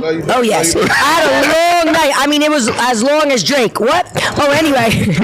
Don't act like y'all didn't see the Drake video. I sure did. Anyway, I love y'all. I have to get out of here because I got to run around with MTV. But you guys are the real deal. So I love the title. Appreciate you. I need to go put some money on FanDuel. I'm a hugger. To get your money. Oh, you're a hugger. I'm a hugger. Just don't give me any of that STD you just told me about. Love y'all. Nothing. Thank you, man. Justina, thank you. Oh, yeah, come on. Hey, Miss B, quick picture. Right in the middle. Right in the middle, yeah. Thank you, guys. Justina, Love. thank you. And with the kids, is it? Yeah, I coach high school football. All right, and you're the OC, right? Yes, correct. Yep. So why don't you tell us about that? So I've been coaching for 18 years. I just always loved sports growing up, but just to make a little quicker story, I just wanted to really implement myself in the world, in the sports world. So I thought I wanted to be a broadcaster, but then I realized, you know what? Drawing up plays and trying to beat a defense is what I really like. Mm-hmm. And you really got to believe in yourself. So, obviously there was a lot of doubts in the beginning. There's still always doubts, but got to use that as fuel. So I wrote a book called Who Says I Can't, and that's always been my mantra. Nobody is what it follows up with. Well, you know what they say, if you ain't got no haters, you ain't popping. That's a fact right there. Yeah. Yep. Okay, so I know you and what was the head coach's name? Which one? The one you're here with. Coach Mo. Yeah, Coach Mo. Yep. How long you guys known each other? We've known each other for almost a year now. Okay, yeah, and it feels like how's that relationship get started? How's it going? That's my brother right there. Coach Mo and I, we coached 1 year already this past fall, and we're learning. We're learning a lot. I'm learning, at least. I can speak for myself. But Coach is more than just a football coach. Coach is he's a great person to follow, and it's all about the people you work with, right? I mean, anywhere you work, if you really love the people you work with, it's all going to work out in the end. So I love Coach, and I appreciate him giving me the opportunity again this year in my 18th season. So hopefully we get some more W's, because we had a tough season last year. We were young, but we got a lot of returners. So prediction for tomorrow. Prediction for is it tomorrow? No, it's Sunday. I'm lost. You're throwing me off. I've been up over 24 hours. Yeah. So prediction for Sunday. Prediction for Sunday is Niners dub 23-20. I mean, that's a good MVP is? MVP. I want to say would be Debo and McCaffrey. Respectfully, I understand that. McCaffrey's our bread and butter. But I feel like when you have these big games, you got to use something that's not obvious. And Debo is obvious, but he's got that exclusive. It's going to be a big play with Debo. You watch, man. Now, according to the conspiracy theorists, I'm saying the conspiracy theorists, they're saying that it's all rigged for Travis Kelce to win the Super Bowl, get the MVP, and propose to Taylor Swift at center field. I, on the other hand, know how this works, and they are trying to do. The NFL's ratings were like astronomical and record-breaking this year simply because of this woman, and they're taking it all the way to the bank. So I'm still taking the Chiefs to win. I got Mahomes being MVP, and it's going to come down to a field goal. I'm not predicting the score. I respect that, but I just feel like that story has been so trendy. Don't believe the hype. And honestly, You like, have no choice but to. It's like, nah, don't believe the hype. like man. Taylor Swift is I the get one it. thing in the planet that's bigger than the planet. Everybody's connected. The NFL and Vegas can be connected. So now Vegas is probably telling out NFL just promote it, and then bam, in the end, they don't win it. They break up. Yeah. And then we get another classic breakup song. Anything could be a story. There you go. What if they break up? That could be in the script that we don't know about. That song would be the most epic record Taylor Swift's ever written. That's true. All right, well, you want to close this all out? Yeah, man. Thank you for taking the time. But yeah, ain't no problem. My Instagram is Coach Rob Mendez, and if you'd like to read up a little bit more about me, I did write a book, and you can find it on my website. It's coachrobmendez.org.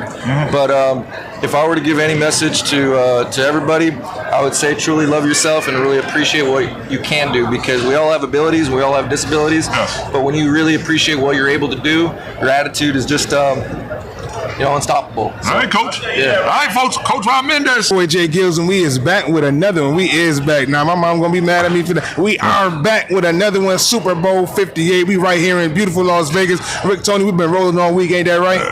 Pretty much. It's been good. And we rolling right with our next guest, straight from the Bay Area, San Francisco. We got H2O in the building. H2O, how you feeling, man? Oh man, I'm blessed. I'm blessed, especially to be in between you two good brothers. Oh, thank you. You know, a staple of the Bay Area, and really trying to promote, you know, these types of things and these types of interviews. We really appreciate. Oh yeah. Appreciate you. I want to take it back. You know what I mean? Obviously, the success in which you've had is immaculate. You know, touring and all of the writing and everything that you've done. But what got you started in the music and celebrating just after 50 years of hip hop?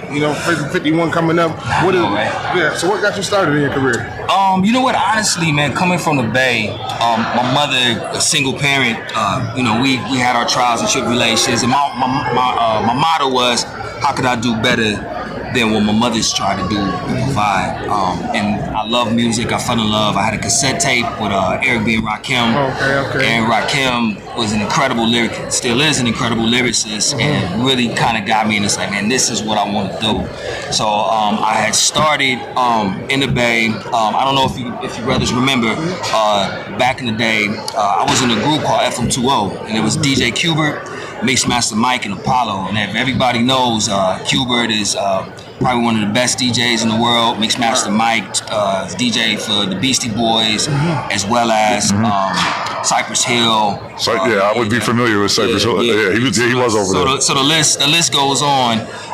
And so that's kind of where it all began. And I had another rap artist, his name was FMD. And so we started that, we were the only ones at that time to do a blend of mesh of like rock, rap, before even PE did it with Anthrax back in the day. Man, 3 DJs and 2 MCs was unheard of. So we, at that time, Qbert and Mike, they won a DMC competition in New York, and so it was kind of interesting to have a Bay Area artist, representing. Right. We just crushed it there. So a big part of history in the Bay Area. So being from the Bay, like, how much of that whole hyphy kind of too short, the 90s E40, right? Is Mac Dre from the Bay? Of course. Okay, the Mac Dre. I'm sorry, I ain't slept in 24 hours. Oh man, he's a staple. The Mac Dre, like those kind of artists. Like, how much of impact and like the sound that you kind of were catered toward being from there was developed by their sound? To be honest with you, I've always kind of been more of an East Coast sounding MC. I was more it's funny because being from the Bay and understanding just kind of how the Bay moves and understanding like the music, I try to set myself apart from sounding like I was from the Bay, just because I come from the time with the originality, right? So you had artists like Tribe Called Quest and Public Enemy and Common and so on and so forth. So no one sounded really the same. Yeah. So I kind of adapted more of an East Coast sound, and that's kind of how I wanted to put my pen down and be more of a lyricist. Mr. Fab and all those guys, man, they're incredibly talented artists, and they have their sound.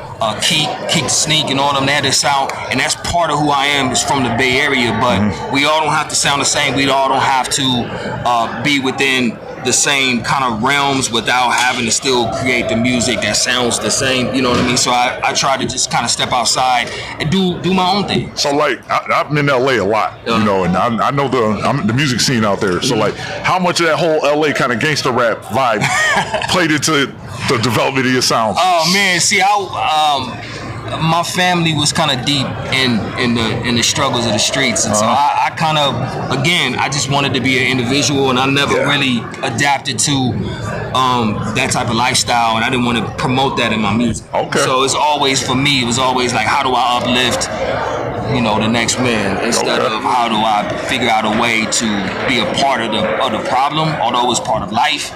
You know, there's some things you just kind of know your place, and you just kind of say, you know what, this is where I bow out, and I just make good music for people. I got you.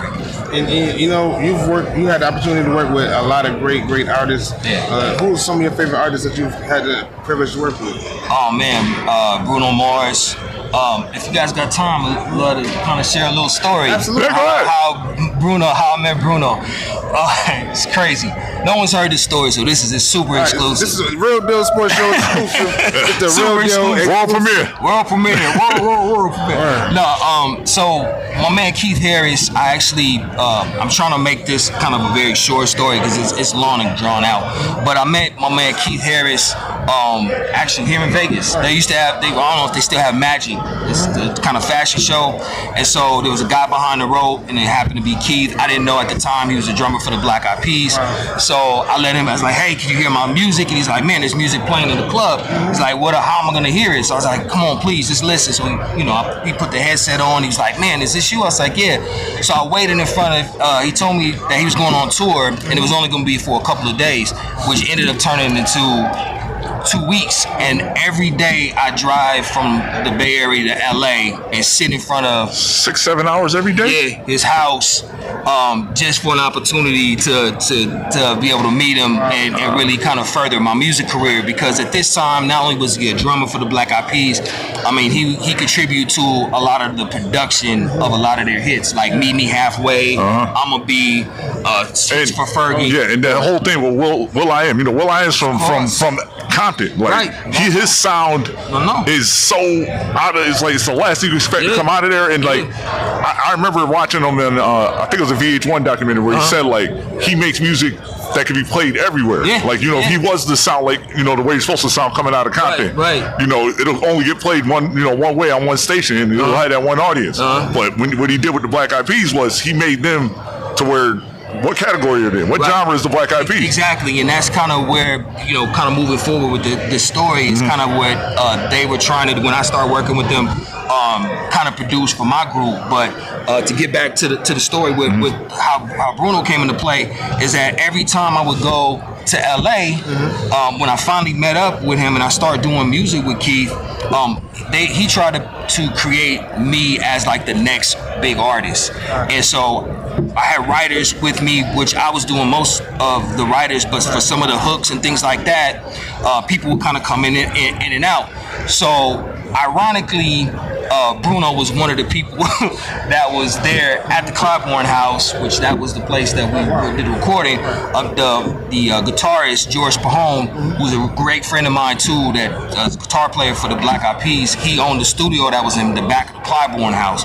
So Bruno would come in there with Phil, who was another writer that used to write with Bruno, and they came in and they were writing, and I have 2 songs with Bruno. One is called Turn Me On that we recorded back in those days. And then we had another song that we did together. So they were kind of grooming Bruno. Bruno was an incredible writer. Phil was an incredible writer. And so it just so happened that I've known Bruno before he was Bruno Mars. I just looked at him as he's a short guy that danced like Michael Jackson, that was mad talented. And so the song that if you guys could find it, because I think the label's kind of pulled it, I'm not sure, but you can find it. Again, it's called Turn Me On. I did that song with him, and the beginning of the song I say I like to introduce Bruno, because I thought that I was gonna be that next person, and then I was gonna introduce Bruno. But then when my group went on tour, we were headed to Miami, And all of a sudden, I heard the song, and it was the song he did with B.O.B. And I said, man, this guy sounds familiar. And happened to be that first single. And I think that was the song that put him over too, wasn't exactly. it? That's how that whole thing came about. So Bruno, it got a special place in my heart because, I go back and I really know kind of that side of that story. Bruno before he was Bruno Mars. Exactly. Yeah. Great, talented, dope dude. I didn't mean to take so much time. Nah, you're good. There's a lot more to it, but I'm gonna say the short version. No, that's Bruno, and that's excellent. But Will I Am as well, And so with Will and Keith work. They're almost like a production team, right? They got congrats to Will, congrats to Keith. I mean, they got so many awards that they won just as of recently for Remo and all those. But they've always worked kind of close together. And Keith's whole thing with me was, you're gonna be an artist, make sure you bring your laptop. He used to always say that, bring your laptop. So I got a chance with a laptop with Michael Jackson, the laptop with Nas when he was with Khalees. Saw a lot of those songs go down. A lot of in the room. Yeah, I was in the room. Yeah. Wow. And What's the experience like with Mike? Mike was it was just I was just a fly on the wall in that situation because I didn't even stay. It was kind of like a very but the experience with Nas and Khalees and the list goes on with other artists that I've had an opportunity just to be on a fly on the wall at that time. I was just soaking up game and understanding how to be a great writer, a great MC, and that was kind of that whole process. Absolutely. But where can we find your music? Oh man, you just look online, search H2O featuring Bruno Mars, and probably the first thing, and then probably have my discography, other things that I've done. I got mixtapes that are out. I have other songs that you probably can see that I've written, things like that. Absolutely, man. H2O out of the Bay. I don't know. We got to talk about it. 49ers, Kansas City. Oh, Niners. Bang, bang, gang. What's the keys? What's the keys to the game? Keys of the game. Party. Gotta stay on his feet. We know who the stars are. They just need to go to them. McCaffrey, gotta get that work in. Kansas City is no pushover. My man Rasheed Wallace, he's a huge Kansas City fan. I'm sure he's gonna hear this. But it's Niner time, man. We gotta go. We gotta go with that one. As a Piston fan, I can't let you say about Sheed like that, man. Man. Especially now because they're not watchable anymore. And Sheed might have been the last great Piston team that carried that bad boy legacy. I tell you, he's definitely one of the realest guys that I've ever met in my life. He's a man of his word. He has integrity. There's nothing wrong and nothing bad I can say about that man. Good dude. Well, it's his passion. He wears it on his sleeve. So. All right, H2O, we salute you, man. Hey, keep doing so much, man. Really appreciate it. Real Deal Sports. Thank you so much, brother. I was just gonna leave by saying, things are changing. I think digital is coming into play with a lot of music. There's a lot of opportunities for young men, young women to make money in the digital world. Start investing your time into really understanding the blockchain technology, so you can start getting royalties in a different way for your music. I'm gonna leave it with that because that's something that's new, it's untapped, and there's people that are trying it that they could be very successful if they really try to kind of put their heart into it. That's a gym for y'all. Exclusive. Yeah. Thank you so much, guys. Appreciate it. All right. Perfect. Best-selling author Tanya Wise, certified financial strategist and your money mentor, shows you how to reduce debt and increase cash flow. 2024 is moving fast, so start your path today with the ultimate upgrade: sound guidance and strategy to change your life. Subscribe, like us, and share. We have a plethora of interviews on there. Click on Real Deal Sports Show Live and just scroll through the plethora of interviews that we have. And our next interview guest is Dr. Rory T. Edwards, Chief Transformation Officer, the Rory T. Edwards Group, author, educator, tri-sector leader, and performance coach. Welcome to Real Deal Sports Show, Dr. Edwards. Sir, thank you very much for having me. I appreciate it. The invite. Yes, indeed. And what you say, the reputation of thousands years may be determined by the conduct of 1 hour. What does that mean? What are you talking about? Well, there's a story behind that. So I remember when my father transitioned like 24 years ago, but before he transitioned, one of the greatest tools or gifts that he gave me, he says that he couldn't give me a lot of material stuff. But the one thing he gave me was his name. Okay. And he says, so whatever I do, make sure that I'm representing the name right. And so I said that with that statement is that no matter what has been, your empire has been built, in 1 hour it can be destroyed by a behavior that you choose to do knowing that it could be jeopardizing your reputation. So true. That is so true in life. Yes. That's so true. And what is the exit, Dr. Edwards? What is it of some of this, the educator, the teacher, the author? What is it? How do you work with people? Or groups or individuals? Each individual is sort of individually designed. So there's no one cookie cutter that I do that everybody gets the same treatment. So it's based on your needs, and most of the time when I work with people, I have a wellness assessment that is sort of set up and adjusted by the 9 phases of wellness. And so once you complete that assessment, then what happens is that I now start to work with you from your most challenging perspective.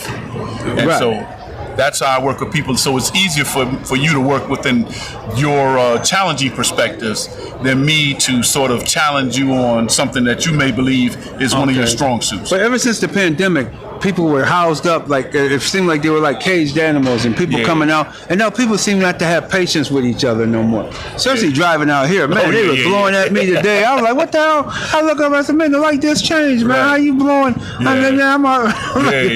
Why people just don't have the patience and don't have the respect for one another, it seems, post-pandemic. Correct. I think because most people really never realized who they were until they had to be with themselves. Okay. Right? So you don't know something because you go into work and you having social interactions, or you're going down the street, or you go to the mall and watch people. But now for a year and a half, close to 2 years, you were cooped up in your house. Yes. It's the first time you really got a full dose of your children, dose of your children, of yourself, of your spouse, of whomever, but you got a full understanding of who you were. And in some cases, people were not who they thought they were. Right. And so and now I think people have grown so impatient with reality that they've created their own reality. Right. And so now with you coming, you're interfering, or you're sort of disrupting that reality.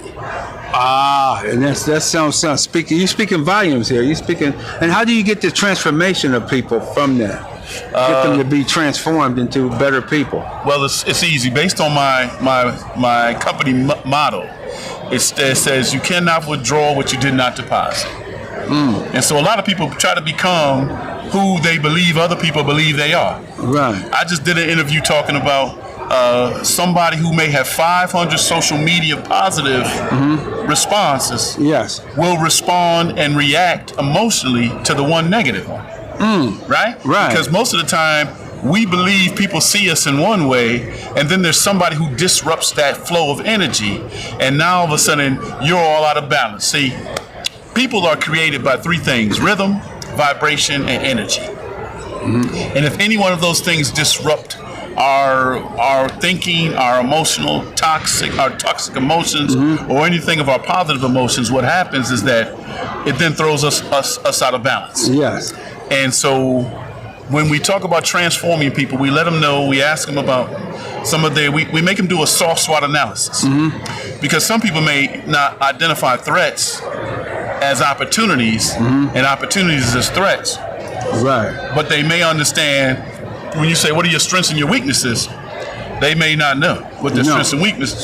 So what you try to do is go in and help people to find what their strengths are and how they connect their strengths to their opportunities, and what their weaknesses are and how their weaknesses are attached to their threats. And so when we do that cross alignment, then we're able to put together something that gives you an opportunity to empower all of these things.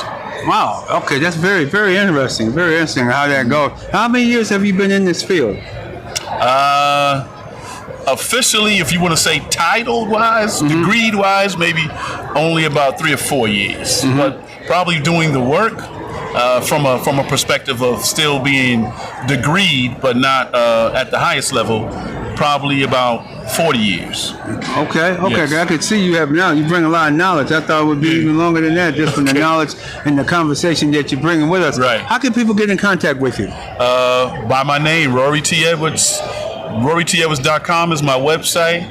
All my social media is Rory T. Edwards. If you don't know how to spell it, it's RoryTEdwards. And all of my social media handles are the same Is it thing. the number one with it? Oh, that's my email, RoryTEdwards1 at Gmail. Is my email address. Okay. Yeah, but my website is www.RoryTEdwards.com. And all my social media is just Rory T. Edwards. Excellent. So we have people get in contact with you. I want to thank you for taking time out of your busy schedule to come on Real Deal Sports Show. I want to thank you for inviting me, sir. You're very welcome. And people, remember, YouTube, like us, share, subscribe, like us, share. Keep in mind, you're getting the very best there is of Super Bowl week right here on Real Deal Sports Show. Thank you. Hello, my name is Jimmy Oliver, owner of California Income Tax Council and California Alumni Insurance Services. We've been helping our clients for over 45 years avoid costly tax mistakes and to take advantage of the many opportunities available for tax savings, including legitimate tax breaks most people are either misinformed or unaware of. When it comes to handling the Internal Revenue Service, allow our many years of experience to help you in providing complete filings and the accurate return for you. There are many responsibilities you have for your business to manage on a day-to-day basis without having to take hours out of your time to learn new tax laws, credits, and rebates. We stay updated on all regulations, laws, and benefits, giving our clients the peace of mind that comes with the most accurate return. Our insurance services also keep our clients well protected throughout the year. Call us today at 510-238-8800 and allow us to help you with both your insurance and income tax needs. Talk to our special guest about it right here exclusively on the Real Deal Sports Show and of course Onstageplus. And we got Miss Mo in the building off of the Mo Show. Yes, I'm so happy to be here. My first Super Bowl Media Week, right out the gate, Onstageplus. I thank you. Make sure y'all catch the Mo Show because it is up and it's stuck. What Cardi B say? It is up and it's stuck. Up and it's stuck. Now, what can we expect to hear on the Mo Show? The Mo Show. The Mo Show, you can hear, my thing is I am trying to bring visibility to up-and-coming artists, different causes, because no matter what field you're in, you need visibility. People can't buy nothing from you if they don't know you. People can't support you if they don't know you. So, you can get into marketing and your segments and your audience and this, you can niche down. But for me, I want people to know you. I want to help people get in the game. Buy a ticket, get in the game. You can suit up and you can go play with whatever who you want to play with after that. Get in the game. That's right. He's from Fayetteville, North Carolina. Can you tell me how's your updealings in Fayetteville? That's everybody. This is more. How were you able to, And this is Fayetteville testing. We live right here. Yeah, so Fayetteville, North Carolina, I always tell people I'm a proud product of Cumberland County, which Fayetteville is a part of Cumberland County. Home of J. Cole, home of Joshua Williams. My favorite artist. Really? Yeah. Okay, my wife put me on to J. Cole, and I didn't really know about him back in the days. I think I got him like 2014 or something like that. He was doing stuff back in 2011, 2010 when he came out. Great artist for sure. Absolutely, and I know he does a lot with the community. He does his Dreamville Festival. We need to get credentialed for that. Oh yeah, absolutely. Because he brings everybody to town. I remember one year, like I said, I'm an Air Force veteran. He brought Jay-Z and Drake. Oh, well, that's his relationship. Right, and that's what we talk about, relationships. Absolutely, yeah. Cole, he was on Jay-Z's label. Yeah. And just bringing out Usher this past one. Yes. And to be able to live stream it on Amazon, I thought was a great marketing strategy. And absolutely. So, who are some of your favorite guests that you want to highlight that you interviewed on the Mo Show? Yeah. So my very first interview I had, we was having a Southern Soul concert. So we had Cold Drink out of Baton Rouge. Hope I'm not getting that wrong because I know P2K to Diddy, New Orleans. P2K to Diddy. He had the song with King George, U-Turn, gotta make a U-turn. And an up-and-coming artist, Smoke Dogg, Don't Bother Me and I Won't Bother You. And then after that, we had 803 Fresh, who's also signed to King George. He just casually said, yeah, I met George. I'm like, who, the King George? You better put some respect on that man. Then I had Miss Fayetteville, USA, Janiyah Pitkin. I had Ava Chanel, who had just did the Jennifer Hudson show. I had my hair, shout out to Marcus Dodds. So my celebrity stylist, Marcus Dodds, and my celebrity makeup artist. My makeup isn't done today. It was done the other night. That's no makeup? Yes, this is no makeup, honey. You don't need makeup. But you should have seen me the other day, though. That skin is flawless. Baby, listen, you should have seen me the other day when the makeup was done for the CBS Soulful Celebration. Yes. But Marcus and Terrell, they went on the Miss Pat show. Miss Pat settles it. You talk about funny. So they had for the last time we checked, it was 3.4 viewers just on the reel. Oh my God. So I had them. So I had Marcus and his brother. Then I had Terrell's sister, and I had Sonya, who's the manager of the Marcus Dodds Salon, because it was just so hilarious that, number one, they went down to Atlanta to do the thing, because we all talked about, hey, we're going to make it. We're going to be on TV. We got all this talent. We got all this personality. We got all this energy. Why not? Now, how, for all of our military vets out there, you're a military vet. Oh, yes. How have you incorporated the military into your newfound profession, doing television and being on air camera? Yes, so before I started the Mo You Know, I have a nonprofit called Mo's Heroes, where I help homeless veterans get back on their feet, transition, and service members get back on their feet. And my approach first was, hey, will you help me? Now with the Mo You Know, hey, let me help you help them. When people, what's in it for them, people love to get what's in it for them. So I just had to flip it. Exactly. And oh man, so now how's your experience been here at Radio Row, being around, just so many great people, have an opportunity. I saw you with Cam. Yeah, so all the heavy hitters you done made. So I'm from Fayetteville, North Carolina. So Cam, the Panthers. He's still the biggest thing that the Panthers have seen. We haven't done too well without him. Yeah. I'll try to get him back, So I met Cam. I met Akbar from The Talk. I said, hey, I gotta come talk to you and Cheryl. He's like, let's have a conversation. Exactly. Hey, we're talking about it now.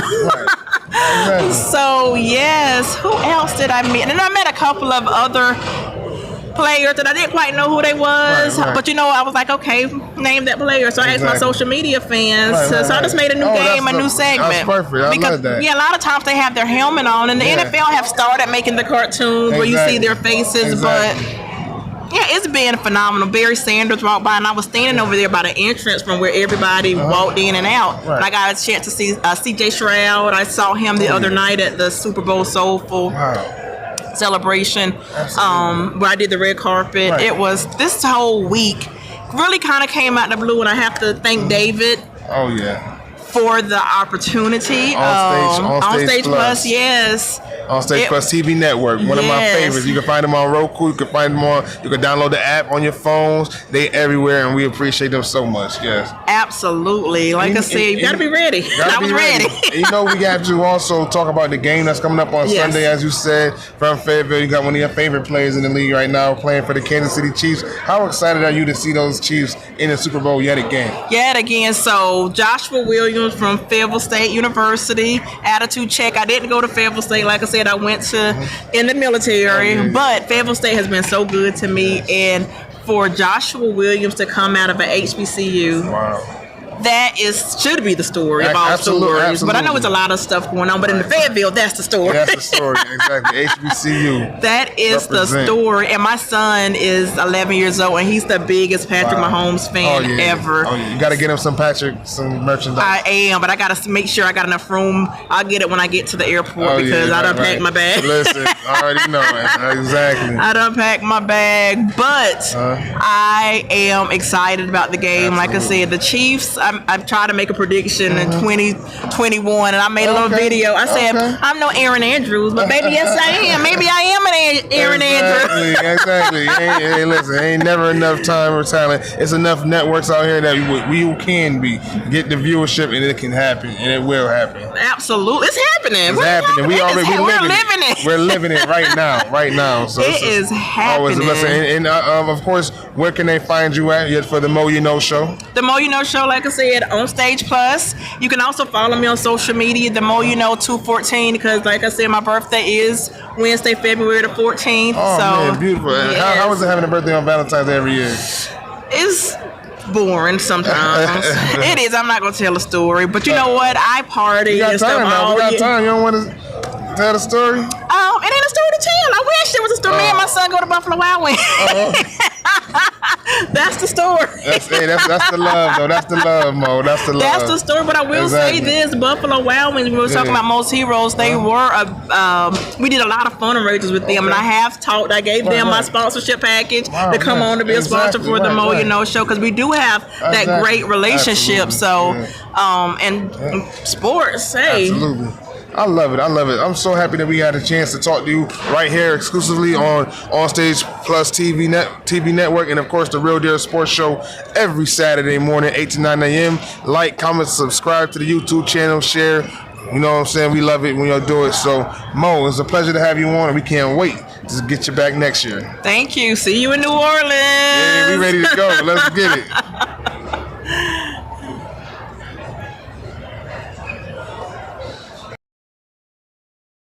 Your finances look like this, but you want this. Best-selling author Tanya Wise, certified financial strategist and your money mentor, shows you how to reduce debt and increase cash flow. 2024 is moving fast, so start your path today with the ultimate upgrade.